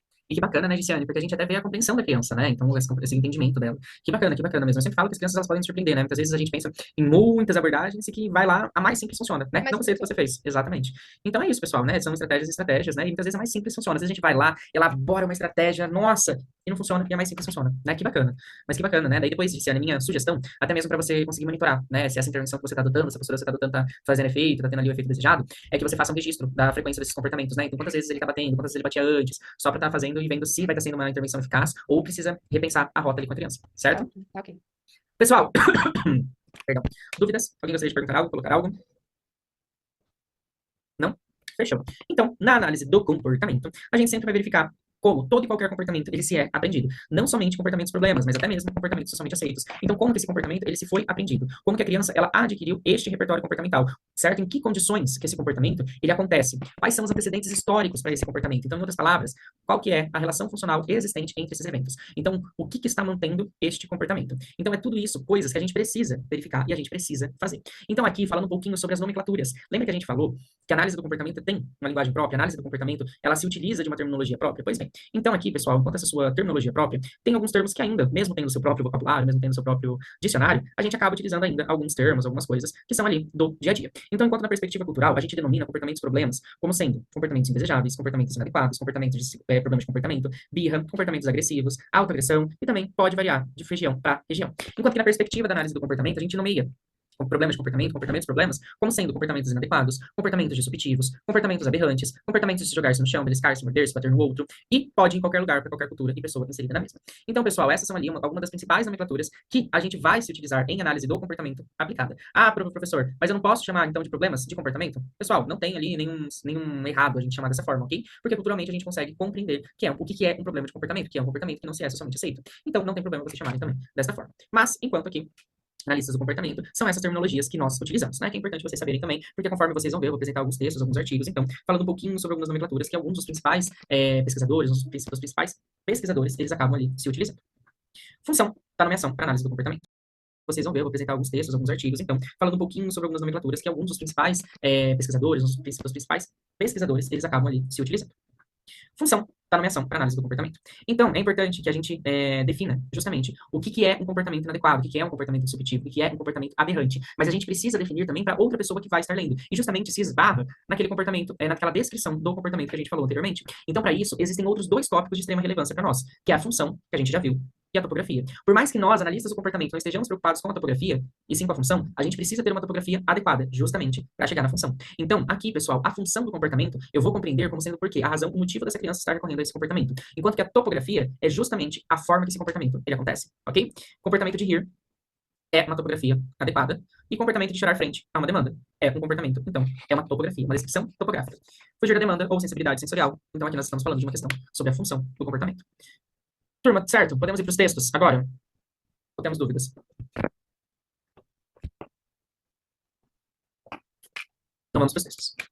Temos alguns textos que falam sobre algumas classes de comportamentos problemas. Então, alguns textos que citam comportamentos inadequados como sendo uma falta de habilidades sociais comunicativas, falta de comportamentos sociais positivos, agressões ao outro, né? Então, bater nas outras pessoas ou se bater. E birra, né? Então, birra se é compreendido enquanto conjunto de comportamentos. Quais são esses comportamentos? O choro, o grito, jogar objetos na cara das outras pessoas. Estereotipia, comportamentos repetitivos sem uma função aparente, comportamentos relacionados à sexualidade, então manipulação dos órgãos genitais, masturbação em locais inapropriados, e justamente esse que eu falei. Comportamentos problemas, comportamentos indesejados, comportamentos que contribuem para a estigmatização social dos portadores de deficiência mental. Nesse caso aqui a gente tem uma nomenclatura antiga, certo? Porque o texto ele é antigo, ok? Então aqui o Fornazari, em 2007, 2009, e o Kaiser e o Wester, em 1997, ok? Nós temos ainda do Barros e do Benucci e do Lourenço do Paiva, alguns textos ainda que também citam esta terminologia. Quais são elas? Comportamentos relacionados à violência, comportamentos de indisciplina e comportamentos que produzem consequências negativas tanto para o próprio indivíduo que se comporta, quanto para outros que ele possa afetar. Comportamentos aberrantes, o Fornazari e o Azawa, em 2015 e 2007, dizem comportamentos aberrantes são para eles comportamentos desejados, comportamentos problemas, comportamentos que contribuem para a estigmatização social dos portadores de deficiência mental e desordem de comportamento. Novamente, uma nomenclatura antiga, mas que foi trazida então pelo Fornazari em 2007. Então, nós temos aqui ainda algumas classes de comportamento. Mas antes de entrar nesse novo tópico, pessoal, que a gente não vai entrar hoje, ok? A gente vai entrar na nossa próxima aula, que daí eu vou apresentar o nosso conteúdo da próxima aula, e mesmo assim a gente vai ter um tempinho. Então daí, pessoal, como a gente tem ainda aí a gente tem 10 minutos, aproximadamente 10, 12 minutos de aula, eu gostaria que enquanto eu estivesse apresentando, vocês pensassem em alguns casos para trazerem. Então, pessoal, então a gente vai fazer uma discussão de casos, uma rodinha aqui de discussão de casos. Aqueles que gostariam de falar, trouxeram seus casos, por favor, levantem a mãozinha que daí a gente vai na ordem daqueles que trouxerem. Caso vocês não tragam nenhum, daí a gente passa para a próxima, a gente continua, a gente fala um pouquinho mais, certo? Então aqui, pessoal, a gente vai falar um pouquinho sobre auto e heteroagressão, falaremos sobre esquiva de demanda, birras e estereotipias, aqui. Teremos ali a discussão de caso posteriormente. Teremos a identificação, manejos e problemas, quais variáveis mantêm o comportamento, consequências. Falaremos sobre enfraquecimento e fortalecimento de respostas, sobre alguns termos ali, os reforços diferenciais, certo? E aí a gente finaliza a disciplina. Bom, mas antes, então, a gente vai ter essa discussão de casos agora, pessoal. E antes de adentrar nessa discussão de casos, quem gostaria, então, de trazer algum caso para discussão nesse momento? Lembrando, caso a gente não tenha ninguém, aí a gente passa, a gente continua o conteúdo, daí a gente tem 10 minutos de aula. Alguém gostaria de trazer algum caso específico? Eu quero, professor. Pode falar, Adriana. Pega a minha criança de hoje que eu apresentei, que eu estarei amanhã, vou colocar a mãe na sala junto, aí eu vou fazer um esqueminha direitinho pra gente discutir. Que é uma criança bem difícil. É bem difícil. Ela não é verbal, não sei o que realmente ela compreende e não compreende. Não vem o canal, não consegui canal, não tem canal com essa criança.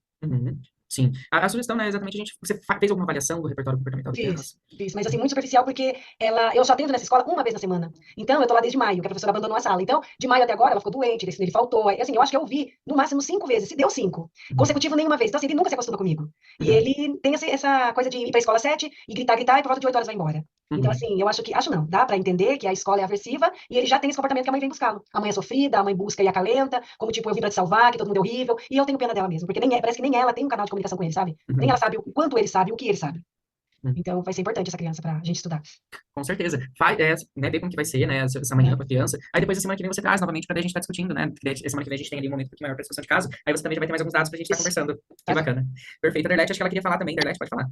Professor, no caso, eu vou querer sim, é uma criança que está no 2º ano, ele tem o TEA confirmado, aliás, o TDAH confirmado, mas as observações que eu faço na escola, ele tem muito indicativo de TOD. Quando ele chega na sala, só coloca a mochila, não fica na sala de jeito nenhum, a gente está tendo um grande problema na escola, porque ele não está ficando na sala e passa o tempo todinho andando, inclusive a gente tem que ter todo o cuidado do mundo, porque agora ele simplesmente está com sentimentos muito negativos, de matar, a gente vê até a questão quando o pai dele vai estar buscando ele na escola, ele não quer de jeito nenhum pai, já sentei, conversei com os pais, a mãe busca recurso para estar buscando, mas no entanto, há mais de anos já sem voltar. E aí o pai relata que que a mãe não quer dar a risperidona. Só que a gente observa que além do TDAH, mesmo que seja um nível bem elevado, ele ainda tem um TOD. Então, assim, ele passa a tarde todinho andando pela escola toda, não faz atividade. Hoje eu coloquei ele para me fazer atendimento na coloquei atividade, as atividades que a gente coloca, rapidinho ele cansa, ele não quer mais, ele não tem aquele entusiasmo para fazer. De jeito nenhum. A coordenação motora é muito ruim. E aí ele passou 3 meses sem ir na escola, porque ele estava agredindo muito as crianças. Os pais estavam indo na escola reclamar. E aí a mãe achou melhor deixar 3 meses em casa. Agora ele tá voltando, do mesmo jeito, batendo demais nas crianças, agredindo. E aí tá um desespero pra gente. Eu queria muito colocar esse estudo de caso desse menino. Nesse caso em específico, a gente vai precisar justamente levar em consideração esses fatores biológicos, né? Então, como que é o comportamento dessa criança em outros contextos? Como que essa criança, ela fica em casa, como que ela fica em outros ambientes que não são, por exemplo, a escola? Porque se esse padrão comportamental, ele se manter, a probabilidade de nós estarmos falando, então, de um fator biológico é muito grande, certo? E a gente vai precisar fazer, então, esse rastreio junto com a família. Então, é a primeira coisa que a gente vai ter que fazer, esse rastreio com a família. Esses comportamentos, eles são apresentados em todos os contextos que essa criança vive? Sim, perfeito. Então, aí a gente pode estar falando de uma questão biológica, certo? Em casa é o mesmo comportamento, ele é agressivo, ele quebra a televisão, quebrou 2 televisões, o mesmo comportamento em casa. Ela tem um de 5, 6 anos, que é TEA, só que ele é bem tranquilo, é nível 1, mas esse daí não tem jeito, ele quebra, ele bagunça a casa, em qualquer ambiente ele age dessa maneira. Perfeito. E a probabilidade de nós estarmos falando, né, de um comportamento que se é mantido, um comportamento que tem ali uma questão biológica, é muito grande. Porque já tem essa indicação, né, Derlete, dessa medicação. Então, se o médico já deu essa indicação, então é porque tem essa necessidade, talvez. A gente precisa levar em consideração também esse aspecto. Mas aí a gente conversa um pouquinho mais sobre esse caso, Derlete, na nossa próxima aula, certo? Daí deixa eu lhe perguntar, a última aula eu pedi para o senhor, se o senhor pudesse disponibilizar a avaliação funcional. Que no caso, que é para a gente estar avaliando, né? Que eu queria estar podendo estar fazendo avaliação, principalmente com ele. Perfeito, eu vou disponibilizar e vou enviar para a coordenadora. Já até anotei aqui no bloco de notas, que daí eu não me esqueço de encaminhar, tá bom? Mas daí podem me mandar mensagem no privado também, tá? Daí eu mando direto para vocês. Ok. Vou deixar disponível aqui, mas daí eu já anotei aqui e eu não me esqueço, certo? Pessoal, tem mais alguém que gostaria de tirar alguma dúvida? Tem mais alguém que gostaria de perguntar alguma coisa sobre o caso? Que daí na semana que vem, lembrando que eles se sentirem à vontade, tragam casos pra gente discutir um pouquinho na semana que vem, ok? Tem mais alguém que gostaria de perguntar alguma coisa? Podemos finalizar o conteúdo, ir para nossa chamada? Podemos ir para a chamada? Sim? Não vou esquecer do curso, me chamem aqui no WhatsApp, certo? Mas, ó, o nome do curso é PCM, certo? Esse é o nome do curso. Aí depois eu disponibilizo para vocês o link, certo? Da instituição